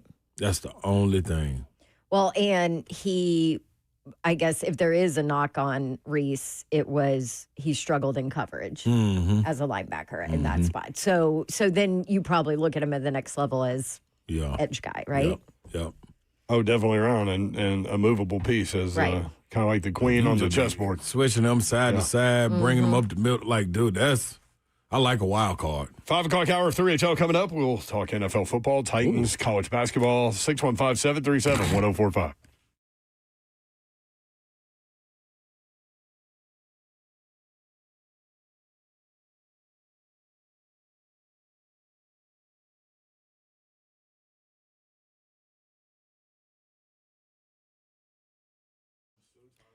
Hey, don't be a slacker if you got an illness running through your house, if you just need an IV to get to feeling better, help your immune system, or if you just need like a regular doctor visit. Guess what? Medical House Calls can do all of that, and they do it right in your living room. MedicalHouseCalls.com. Put this number in your phone for when you need it, 615-838-2375. It's healthcare designed for your life. So maybe you are working parents, juggling sickness, you're missing work, kids are sick, flu's going around, strep's going around. Guess what? Medical House Calls can come to you and fix it all. Do the test, tell you what's going on, and then even give you your prescription medication right there so you don't even have to go to the pharmacy to get it. IVs for wellness, might as well have them do that when they come out as well. Medical providers come to your door to deliver you the care that gets you back as soon as possible. Transparent pricing, upfront, not confusing, just like any other doctor's appointment. 615-838-2375. The best part, 7 days a week, Monday through Sunday, 7 a.m. to 8 p.m. Same day appointments available too. It's healthcare designed for your life. Go check them out, medicalhousecalls.com.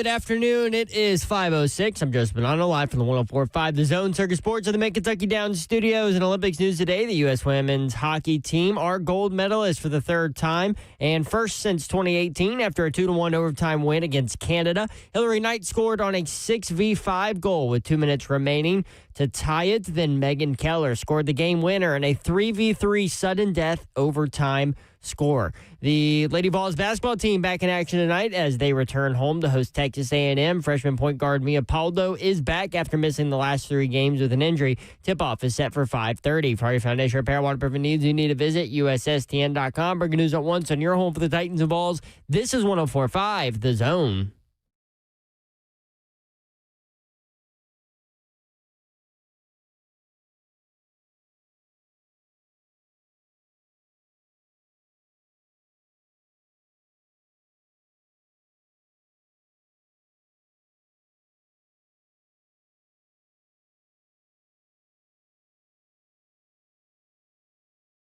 Three HL 104.5 The Zone. Brent Doherty with you on a beautiful Thursday in the Music City. Shout out, presented by your mom and them. Shout out to Wizzy, baby.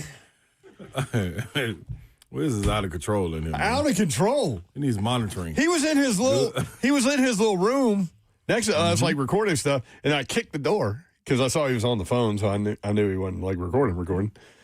And that just brought him out into the world. Yeah, he loves to be out. It's like the when the Gremlins got out of the basement. Yeah, Gizmo. Is that what you said? Yep. Gizmo, you got to keep in the box. We need to keep Wiz in the box. And don't feed after midnight. Absolutely. I've been feeding him Ramon's dark chocolate and peanut butter Moan's coming on later. Granola. Man, this show is flying by. It's already 5:08. Yeah, he came in here with that and then started dumping it all over the floor. Love Crunch. I love this stuff. It is pretty good. Your whiz in the box. By the way, somebody asked, what's the Titans box on the floor behind Babs next to the brown box? I want it. It is empty because it is a Brett Kern bobblehead. And yeah, it's up there. Brett Kern's bobblehead is up in our studio. It's phenomenal. This Brett Kern bobblehead, it really looks good. He's hanging out. He's got his hair. I mean, his hair is perfect. Yeah. It's like he just Tom needs Cruise a and golf club in his hand. What's that pool movie that Tom Cruise was in with Paul Newman? Color of Money. Oh, yeah. That's old school, man. That's 80s. It was real old. You need to put that on the list then. I will put that on the list. His hair was perfect. Yeah, Brett Kern's hair is perfect. 3HL, appreciate y'all being with us. I felt like I was going to do a shout out. You said you were going to do one. It was Wiz. Yeah. Oh, see Wiz, yeah. Yep. Mm-hmm. Did he go back in his little room over there? He's gone. Oh, man. Good riddance, Wizzy. Shout out to my dad who had his knee replaced today. Big Tom. Shout out, Big Tom. Got a new knee. Is that both of them now? Yep. Big Tom. The other one was already done. So he's got a new hip, now 2 new knees, and next he has to do a shoulder. Golly. That's what happens when you're a big man. That's right. Getting Played older sports and yeah. Beat your body up, man. He was so funny. He's 80 now. He was so funny at your parents' wedding anniversary. Mm-hmm. And he wanted to make a little speech. He had a little jacket on. He looked like it looked like a casino jacket. Like he was in a high roller room. It was like gold. And black, and yeah, it was great. But he had his little cane there. I knew he was struggling a little bit. Yep. So hopefully he got a new knee. Shout out, Daddy. There you go. Time to do rehab now, Big Tom. That's the hard part. Yeah. If you would like to watch the show live, you can. YouTube, Facebook Live, Twitter, and Twitch. Twitch, please. Nick Ewing, FYI, McDonald's keeps their soda syrup in their walk-in coolers, and that is why their drinks taste the best. A contractor told me that years ago. There you go. Shout out to Mickey D's. Know how to do it right. Guess I need a walk-in cooler. I've never had a high C from the syrup walk-in cooler. Isn't that your garage? Yeah. So our fridge. Oh, here we go. What happened, Babsy? It gets too cold.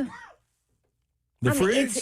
We bought like a cheap one for the garage, right? So Oh, it's okay, like a crappy gotcha. brand. Yep. We bought the cheapest possible. Mm-hmm. But when we had all that freeze and all that, it got so cold that the non-alcoholic drinks exploded in the fridge. And so now I won't even open it because there's like Coke and everything. And now it's like all sticky because it's been warm. So now it's unfrozen. Babsy. Oh, it's a disaster. Time to get a new fridge. I'm like, As what? opposed to cleaning it. The cleaning process would be ridiculous. Yeah, get a new fridge, Babs. I'm going to have to clean it. Yeah. How long is that going to take? You got a new microwave oven, and that one took a while. Got to clean it. Yeah, because I put Mr. Babs on it. Do you know how long it took him? 4 months. Yeah, you set the over-under it. I was going to go 6 weeks, and you said no, 3 months over-under. I said the over-under at 3 months, and I said over, and I was correct. I like it when you went over right, Babs. the number that you Also- set. Also, my wall where we had to, because the fridge did not fit, but he was adamant that we had to get that fridge. And I'm like, it's not going to fit. It's not going to fit. With the ice balls for the that's a whiskey. nice With the one. ice Yeah, balls. very nice fridge. Huh? My wall where we had to remove the crown molding down there. Yep. Still no crown molding there. Still not painted. Who needs it? Still all messed up. Who needs molding? You only need That was crown 2 years molding ago. there when you sell the house. 2 years ago. You don't need it now. What are you going to do with it? Well, I would like for it not to look like, I don't know. Shiano. Yeah. Thank you. Thank you, Slay. Just trying to find the right word. 615-737-1045. Vandy Men AD2. Where did Miranda go? LOL. That's a good question. Slay Dog moved her out of she the had to room. go. She had to go. at We some had to, point. we moved her before Coach Sala came in because we didn't want Miranda to be in the background of Yeah, Coach staring Sala. at them all weird and stuff. Yeah, that would have been odd. Yeah. It was kind of weird. She was kind of weird because, like, I don't know her personally, but I mean, she just sit in here and not say anything. You know, and we're talking radio. Zeph should get on. So there's that. 615-737-1045. Again, the United States women grabbed gold in hockey today with an overtime goal to win it, which was amazing. You guys were absolutely correct on that. Bab sent us the video of it because it happened right before we went on the air. Didn't get a chance to see it until you sent that video, but man, that's called a As deke. Slay says, cold-blooded. Cold-blooded. That's called a deke in hockey term. Like DK? No, D-E-K-E, deke. And she went right between the defender's legs and then picked the puck back up and shot and scored. That was incredible. Mm-hmm. It was incredible. Little 5-hole action. Mm-hmm. Zeph is all over that. Team USA on the men's side of hockey in the semifinals. They play tomorrow against Slovakia. Canada will play Finland in the other semifinal. The winners play for the gold. The losers play for the bronze. Okay. Would you be okay with the bronze game? Like if you lost that semifinal game and you're like, well, we can play another game and win the bronze, or Yeah. You would? Yeah, Olympics, that's different. That's different. Third place different in the Olympics? Mm-hmm. Replacing. That's the main thing. Replace. You want to win first. She's going to town. So you're supposed to talk. So it's Y'all not got it? Yeah, we got it. I'm eating organic granola. That's right. You're being healthy. Good job, Listen, Babsy. I'm just like a tree hugger now. you taking care of yourself, Babsy. That's I love right. it. So it's not like the last two teams or the Zeph will talk. Yeah, we'll go back in this. I'm a tree hugger now. She's diving back in. The two teams who lose in the Final Four in the NCAA tournament, it's like them playing against each other. Except in the Olympics, you actually get something out of it. No, And it's that one, nothing no. like that. Yeah, you should do that in basketball. What? Just play a third place game. The Final Four, the Final semifinal Four? losers play for third place. No, no, it's nothing like that. No, that's not how it works. They already. No, I'm saying that is literally what it is. It's No. okay in one, not the other. If no money No, is you're on the talking line. about the Olympics. Yeah, You're Olympics talking is about an different. actual medal. Yeah, that's the world. Yeah. This ain't That's the world. entire country, Earth. Slay. That is the Earth. No, this is no. Yeah. Nope. What do you think about Who did Caliendo say at the Super Bowl Radio Row? He looks like the CEO of Earth. Oh yeah. Yeah. Cam Newton. Yes. Yep. That's what it was. He said some things. Cam did? Always says something. Did y'all see what he said? About who? We'll talk about it later. Okay. I missed it. Zeph, what'd you have? I was going to say, what did Slay think about Charlie Baker doubling down on wanting to expand the tournament today? Charlie Baker. Yeah, did say that. I listen, man. Head of NCAA basketball. Yeah, Charlie does some good things, but Charlie, I don't know what Charlie did with this one.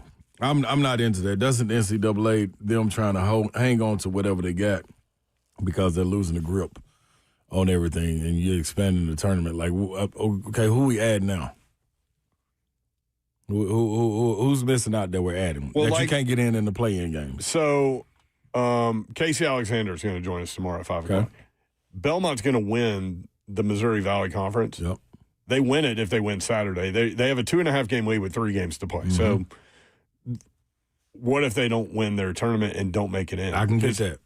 I can get with that. That would be a team that would go into that kind of thing. And listen, but you also don't want to match them up with, if they get in like that, you want to match them up with 1 through 4? Yeah. Well, and the thing about Belmont, even if they win the conference tournament, even if they win the conference and then lose the tournament, we talked about this yesterday. That's going to be a team that's going to be on the bubble worth discussing. That people around the country might not know about their resume, but that'll be interesting to see if the MVC could get 2 in there. But, yeah. So you're not down with expansion of the tournament? I am, but not to 76. Go from, 68 to 76? So 8 more teams. So what you so are those teams, my question would be, those teams that's coming in, you already got play-in games for the 4, right? Mm-hmm. To make it 64.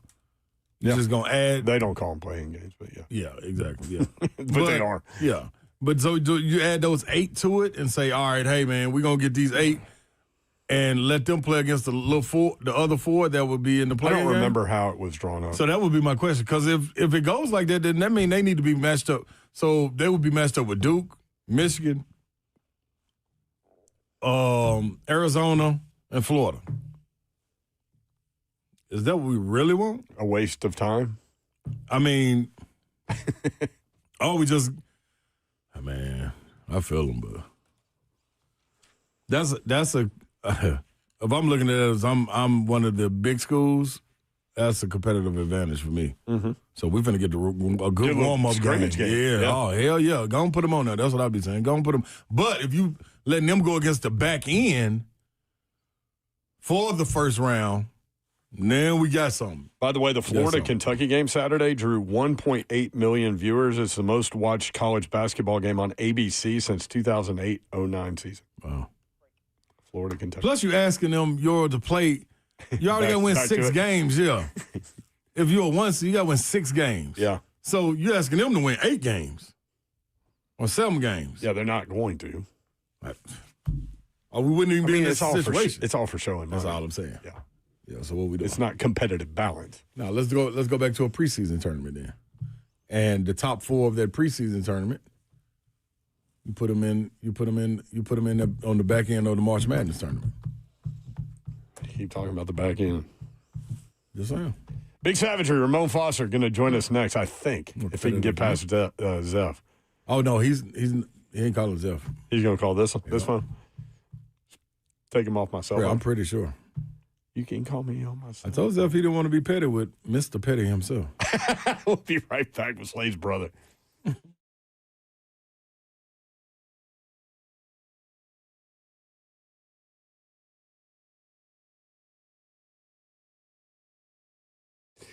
USSTN.com. That's the website. Tennessee hit hard by severe weather last month as communities across Tennessee continue working to rebuild from flooded homes, storm-damaged schools, to infrastructure weakened by melting snow and ice. USS is here to help. Do we need to dump that? I don't think so. Since 1994, United Structural Systems has helped thousands of families and businesses restore their homes and everything after foundation damage. Often that damage comes from the kinds of severe weather Tennessee sees year after year. USS doesn't just fix structures. They help restore stability, safety, and peace of mind, especially for people recovering from storms, flooding, and shifting ground. Their community involvement, supporting local schools, neighborhoods, and organizations like Habitat for Humanity reflects their belief that rebuilding is about hope and rising again together. If you or someone you know is dealing with foundation issues, especially after severe weather, connect with a company that is committed to quality and community. Visit USSTN.com and gain peace of mind with United Structural Systems Foundation Repair and Waterproofing Services. That's USSTN.com.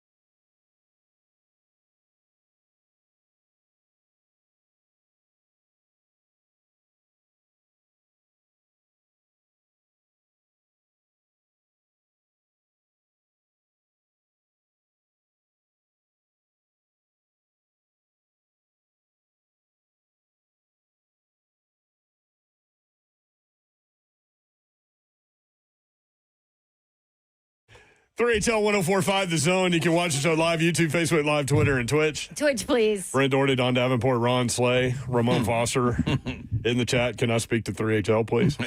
My boy. There he is. Zeph tried to call him twice. He didn't answer. 3 times, actually. He refused to talk to me. Zeph is dead to him. I told you. So you know what he did? He called on the listener line. Yep. So Jim Nance is forever line 3. That's where Jim Nance called. Ramon Foster, forever line 1. Yeah. Big Savagery, Ramon Foster on line 1. What up, Savage Dog? I'm gonna call y'all. I don't want Joseph calling me, okay? I don't want the producer dude calling me. I want to talk to 3HL because if we're just simply the morning show, like our names aren't on the company directory, okay? First, you know us, Joseph. Okay, trying to treat us like we're an afterthought. We get the morning starters, Jeff. That's crazy, and we have a relationship. Hey, man, Babs, you enlightened me even more yesterday. The man quit on Cracker Barrel. Okay, now I heard you earlier too, Savage. He didn't say we won, though. He said they. So did. Ramon, will you do me a favor? I don't think he can hear you. I don't think he can hear you. Ramon, I want you to find them. Your car looks awesome. I parked next to you today, Brent. Your car looks awesome today, man. It's crazy. We keep hearing this Tweety bird in the background like that, just surfing away. What's going on? I just want you to find where I did it so I can learn from my mistake. We got Babs called you out on it, and then Savage told you exactly what you would do. He said, Mom, I'm telling you, all he gonna do is he gonna say it, but he ain't gonna own up to it. And you treated me like I was leaving your house Saturday morning after a night of partying on campus. I'm not the walk of shame guy. You take me out and Joseph. Everybody's had that. Kim and Steve Clark said they would love to hear the background of this story. I mean, Zeph simply called Ramon and Will, which you can hear weekday mornings from 6 to 10. Yeah. I say it every time you're on the air. Sure do. Crazy. He called them the morning show. And, Like we don't have names or something. I man. genuinely And just on don't top remember of doing that. There it is. See, I told you. I just want give me the receipt every time. Give me the receipt, and I want to listen to it so I can learn from my mistake. Your word ain't good enough, Savage. Let me ask you a You just question. out here lying, Savage. Let me ask you a question because we have 2 midday shows. One is called the Buck Rising Show. One is called Cover 2. Which one you call? You just call both of them the midday show?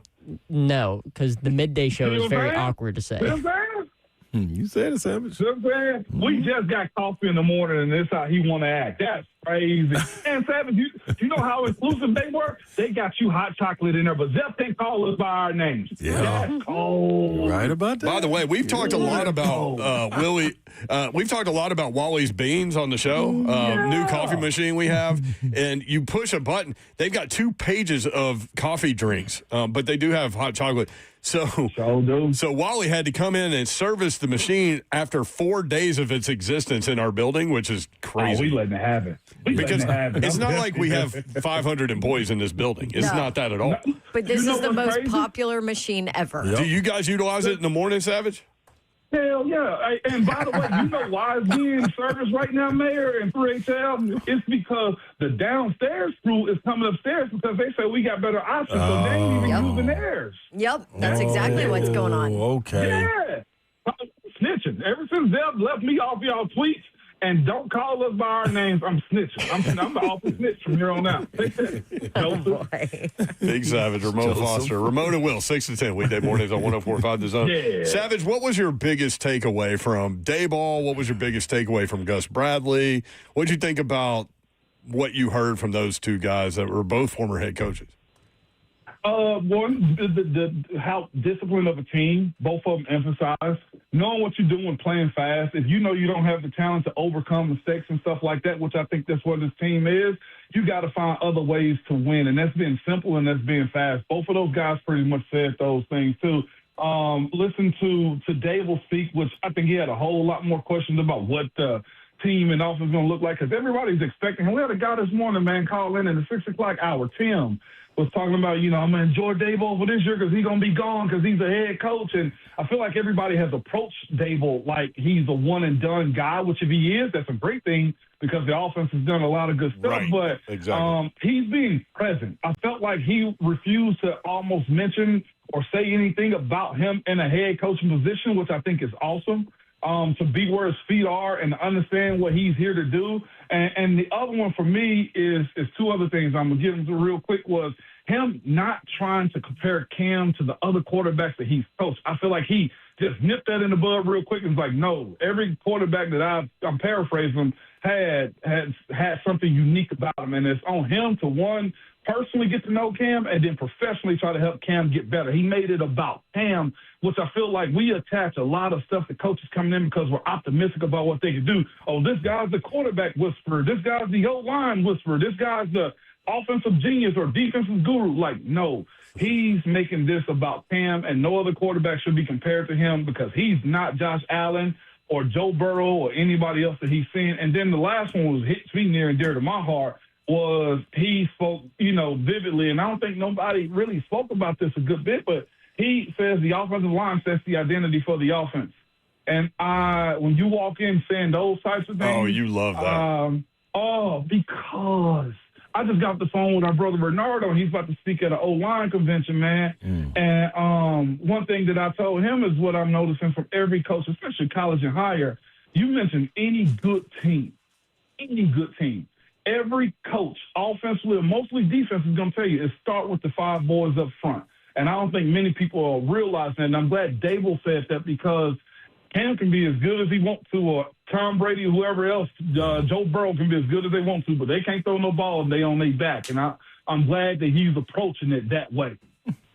Now, Savage, you also heard you got a chance to listen to Cosell talk a little bit about him. You've been talking about Bain compared to Bailey. What's your thoughts on those two, and where do you stand? I thought Cosell was spot on exactly as I saw it. Everything that he said was exactly what my breakdown was on Bailey and Blaine. The more ready one is Bain right now, as far as he said, sawed off at the legs. He's got a trunk. He's strong. He's going to beat you. I mean, he's going to match you at the line of scrimmage, and he might get you 6 to 8 sacks. But it's going to be very consistent, very solid, and very ready. I guess for me, the difference between him and Bailey is Bailey scares you because, as Cosell said, athletically, you just don't want to miss if he hits. You don't want to be the guy, see him be in demon mode and running around with 17 sacks on the season because you went with the more ready-made guy. Like, I for this team think that they're probably more ready for Bain. But the hard job that Mike Bergonzi has is trying to decide, what do you want? Do you want the right now answer, which is Bain in my personal opinion, or do you want the projection? Because athletically, I think David Bailey is going to blow him out the water. When you look at Bain, I don't think I also said this on our show the other day, I don't think Ruben Bain, if he runs a 40, I don't think he's going to run a good 40. Right. I think he might be high 4.6. Maybe even a 4.7, but what you see on his tape when it comes to Ruben Bain Jr., he's always at that speed. He's always closing. He always shows up by the ball. He ended up getting an interception in the Miami game because he was running to the ball, and he ended up getting an interception. Y'all remember the first game of the season. Like, he's always around, but when you look at the deficiencies and what David Bailey presents you, he's going to get pushed around and might get ragdolled in a run game, maybe the first, maybe the second year. But if you put him in the right settings, and here's the other part too, Savage, free agency also has to play out. That might give us a better answer because if they go get some big body, long arm dudes that can hold up in the run, David Bailey could mess around and be a guy, man, that you employ on, third down, long downs and distances. That's very unique skill set, getting after the quarterback. So there's that, man. I saw it exactly as Cosell did. It's dang if you do, dang if you don't. Because, again, ready-made and out the gate and wrapping them Savage like a little hosted little Debbie cake or something, bang, you ready right now. Gotcha. But the issue that you're going to run into is the fear of, I think we got a commercial on our station, the FUMU, the fear of messing up. Because if Bang pops and adds like 20 pounds and develops himself a little bit more to take on a run at the line of scrimmage, Lord, you're going to kick yourself in the butt. You just will, because I do think his projection is higher, but it's a matter of environment for him. He's got to be put in a position to be successful more than Bain does. Right. Gotcha. the Titans may be in a position where the draft just kind of falls to them, and they don't really have to make a choice between those guys and Arvell Reese, for example. And I saw him too. Yeah. Cosell, for those just tuning in, Cosell compared him to Micah Parsons without comparing him to Micah Parsons. He said freak athlete is what he said. You know the one thing that scares me about that? Man, Micah Parsons is a one-of-one. Right. Yeah. And that's just a hard gauge right there, okay? Because there's been others that's going to come out like Arvell Reese. Like, I'm going to be real with y'all.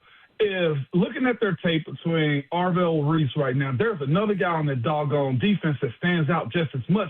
He's just playing off-the-ball linebacker, and that is Sonny Styles. They're going to have 2 first-round linebackers. Mark this, okay? Arvell Reese and Sonny Styles. Both of them, according to their program weight, both of them are 6'4", 243.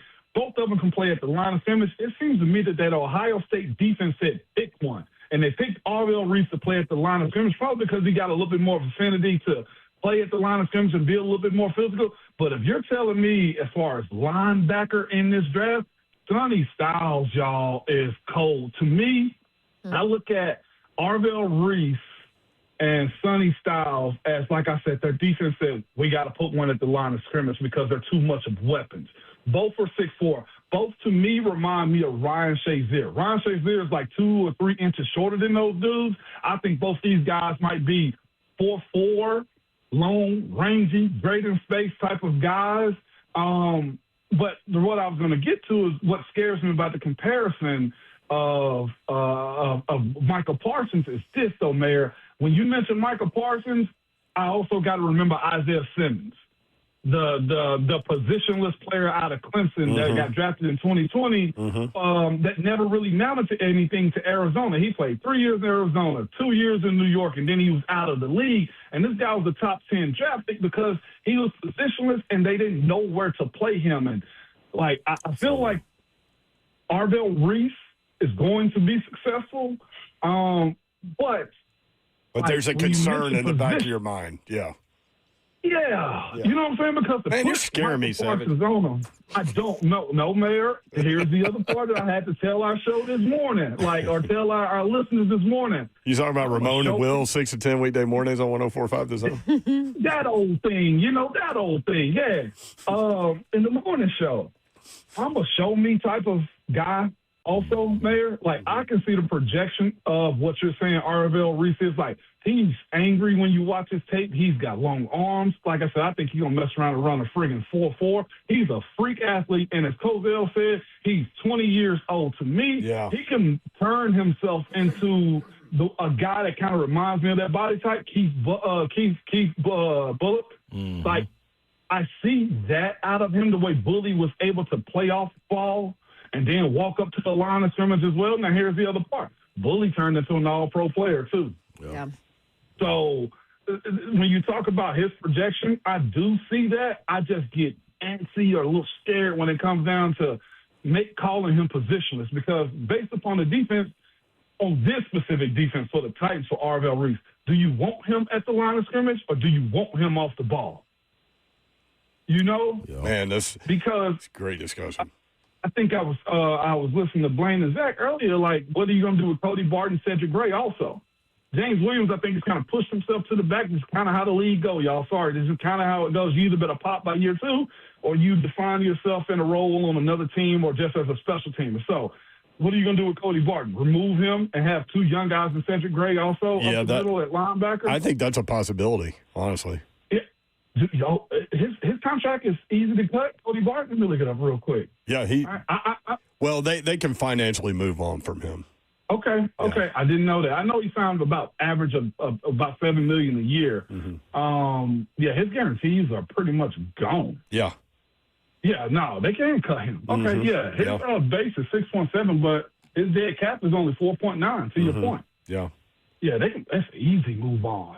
Dang. With a salary cap north of $300 million now, taking on 4 isn't that bad. No, it's not. If you're telling me also that Arvell Reese is here, I trust Gus Bradley, Robert Saleh to find a guy. Because I will say this, when you look at Robert Saleh's defenses, Bill Savage, that linebacker group better run like some deer. Right. Do you hear me? Yeah, they better be athletic. And to be real with you, like I said, Sonny Styles to me fit this team, but you ain't going to be able to pick in the mid-first round to go get him. And I almost feel like it's a reach for an inside linebacker. But, man, look at that tape. They look like the Bash brothers when you see them on film. Okay. All right. That's why I said I got to go back. I got to go back and check them out. Yeah. Savage, yes. They got them listed at the same height and weight. 6'4", 243, both of them. Right. And they look like Ron Shazier. And he, to me, as far as in-person linebackers that I play with, the best I've ever seen in my life with what he was able to do. You know, they say he ran like a 4.3 in untimed, in a 40 that he was prepping for at Ohio State. Yeah. That's what you're getting from those two dudes. And here's the other part, too, of Arvell Reese. My bad, y'all. I'm over. I ain't even recognize it. He's good in coverage. Like, he can go cover. And he can get out the back. I will say you also saw him be aggressive at the line of scrimmage, so where I don't think the physicality is going to be a point or issue with him, but where do you line him up as far as your base defense when it comes down to Arvell Reese? So David Bailey, by the way, played 14 games this year. He had at least a half a sack in 11 of the 14 games. Yeah, and he also played against Kent State and had like 1 or 2 against them. So he had 1 against Kent State. Yes, he did. Yeah. The schedule's not great for Texas Tech. It was not great. Whereas Reuben Bain Jr. is playing some studs. And Arvell Reese plays and have a reputation at Ohio State for getting it done as well. Yeah. But, Mayor, I don't get paid what Mike Berganzi does or have to worry about Robert Saleh wants on his defense. But it would suck. Gosh, it would be bad if you passed on David Bailey if he was there. And he turns out to be friggin' Javon Curse. Julius Pepper. Yeah, man. You know, or one of the Bosa boys. Like, boy, you get fired over that type of stuff. That's what I keep on saying. Yeah, they ain't got the luxury to miss, man. Not like that. Not right now. Yeah. I mean, if two of those 3 are sitting there at 4, that's going to be fascinating to see what they do. I don't think they will, though. Will they? I don't think so either, but I don't know. But here's the other part, though, as well, as I'm tempering myself and going to start passing this message forward. Free agency going to tell us a lot. It will. Yeah, yup. That's a great point. That's where I'm kind of hanging my head at. That's cool, Yeah, and then Caleb Downs is going to test really well, too, so maybe he goes in the top 4, you know? Come on, Mayor. Don't even throw him in there. Come on. I'm just saying. Hey, Savvy, y'all got that press, promotion that goes, just be ready right there. Like, that's him. Yeah. Just be ready right there. Yeah. That, to me, is Caleb Downs. Hey, thanks for coming on, Savage. We really appreciate it. Man, listen. You got a direct line now, Savage. Line 1 is the Savage line now. I know y'all raising him right. When he get away from y'all, he leaving his apron in the studio, trash everywhere. Listen, Babs, get them together. Put them in more activities like you doing with Baby Babs or something. By the way, when you come in tomorrow morning, you like to give Babs crap about leaving garbage over there. This time, when you come in tomorrow morning, it's going to be Wizzy. Wizzy, it was baby. not me. See, Wiz did it. Come on. What is he even doing in there? I keep on telling Wiz that. I keep on telling man, we working in here, man. It's not 92 Q in here. No, we lollygagging. Oh, my God. He might have been into your trail mix. Listen to you. Get him right. Get them right, Babs. Yeah. I don't mind the trail mix, man. Everybody eats literally and figuratively. I love it. No, C-Wiz really does love him some Babs. That's definitely true. He's the best. Yep. All right. Thanks, Savage. Appreciate you. All right. Bye, y'all, and the producer dude. See you, Savage. Sorry, man. Ramon and Will, weekday morning, 6 to 10, 104.5 The Zone. Producer dude. 3SL bingo card coming up. Actually, I wrote nothing down for that, so we'll see. Yesterday, I forgot the parlay. We came in that last segment, and he just played the out music for like 3 minutes. It kind of threw me. We're going to do it again today. What's coming up next? On time. The next segment of the show. No, what's coming up after us? Oh, we are. Well, then what's the problem? We could be late to us, right? The problem is I won't go home. Oh. And I know y'all do too. Zeph, it ain't about you. Yes, I said y'all too. Just like yes, our listener said yesterday. It's not about Dawn, it's not about you. That's right. Oh, man. Our email says, I love, in all caps, the morning show. All right, 380-1045 The Zone.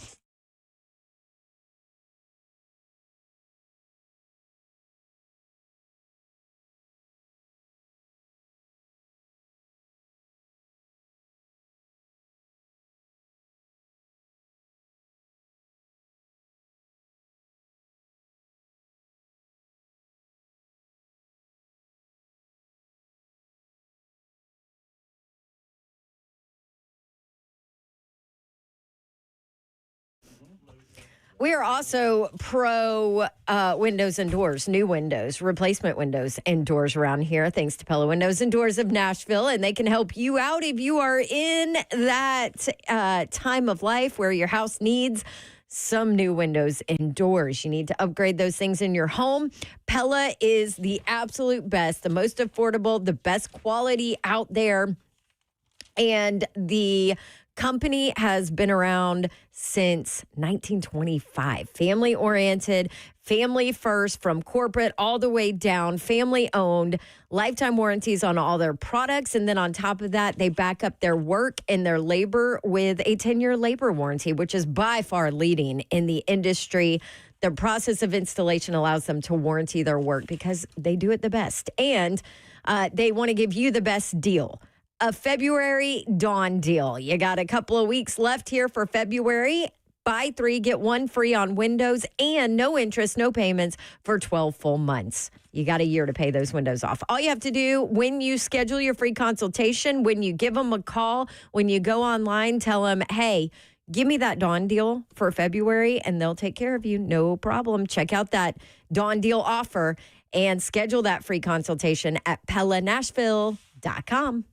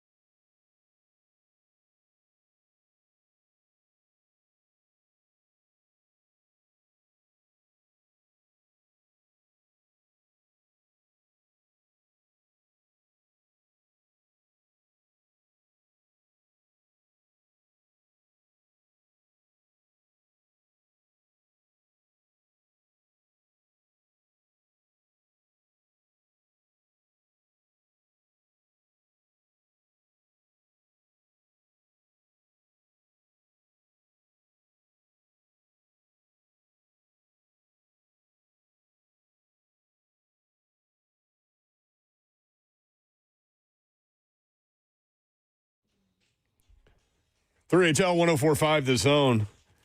This is another guy that's fans of like every team, right, Drake?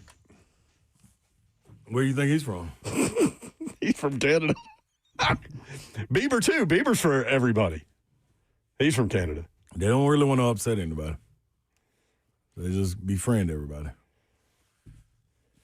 So that would go against me because I do not go for every team. I go for my teams. On the surface. No, all the time. I know. That's what you showed us. I believe you. I'm not debating that. So I'm not Canadian.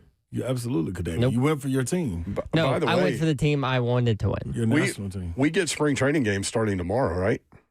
Oh, Lord. Am I right about that? I'm with Babs on this one. I think so. She sounded like Nelson on The Simpsons. Yeah, we don't need spring training updates. I'm still buzzing off last night, man. SEC basketball was Fantastic. phenomenal. Mm-hmm. Oh, I have this. You ready? I want to hit got? you with this real quick. What you got? I forgot about this. Give it to us. Jeff Borzello listed the top 10 college basketball freshmen at this point. A lot of This is people before listen to last. This is before last night. Okay. Number 10, Braden Burris, Arizona. Yep. You've been talking about him all season. Number 9, Darren Peterson, Kansas. One playing, yep. He'd probably be higher in the list if Yep. not for missing time. Number 8, Nate Ament, Tennessee. Been playing like All-American, yep. 7, Michael Brown, Louisville. Michael. Oh. Michael. Yeah. Yeah. Yeah. That's a no. I like from him. Slate. No, I like him. It's just, I know you like this guy. Number 6, Kingston Flemings, Houston. love him. Number 5, Keaton Wagler, Illinois. Wagler is the truth. Wagler. Thank you. 6'6", playing point. 4, Caleb Wilson, North Carolina. Love. I almost got like a little slick little fan crush on him. Wow. He reminded you of Kevin Garnett when he was coming out to me. Oh. Like, and he played with a chip on his shoulder. He got a He hit does play with a list. chip Coming on out his of shoulder, Georgia, yeah. Kevin Garnett. Number 3, Darius Acuff Jr., Arkansas. Mm-hmm. Number 2, A.J. DeBanta, BYU. Mm-hmm. Number 1, Cam Boozer, Duke. Duh. Pretty good list. No arguments here. You No had arguments. Boozer one is little just- Yeah. Oof, something. Yeah, and I like him. I like Michael a whole lot. Well, he's like 7th on the list. Yeah, so that ain't bad. Friday edition of 3HL coming up tomorrow. Ain't bad at Trash Talk Friday. Listen, Vandy and Tennessee going at it on Saturday. Vandy and Tennessee fans, bring it tomorrow. Mm-hmm. Go ahead and just kind of script out you will take and bring it. Trash Talk Friday. That's Trash right. Talk Friday. Bring it. What were you trying to show me? Just real quick, I want to give a shout out Mama to Nell. one of our favorite listeners.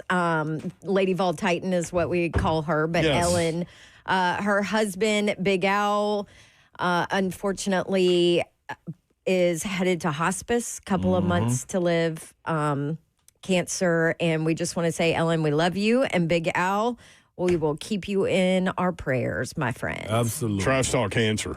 That's Suck right. it, cancer. Definitely.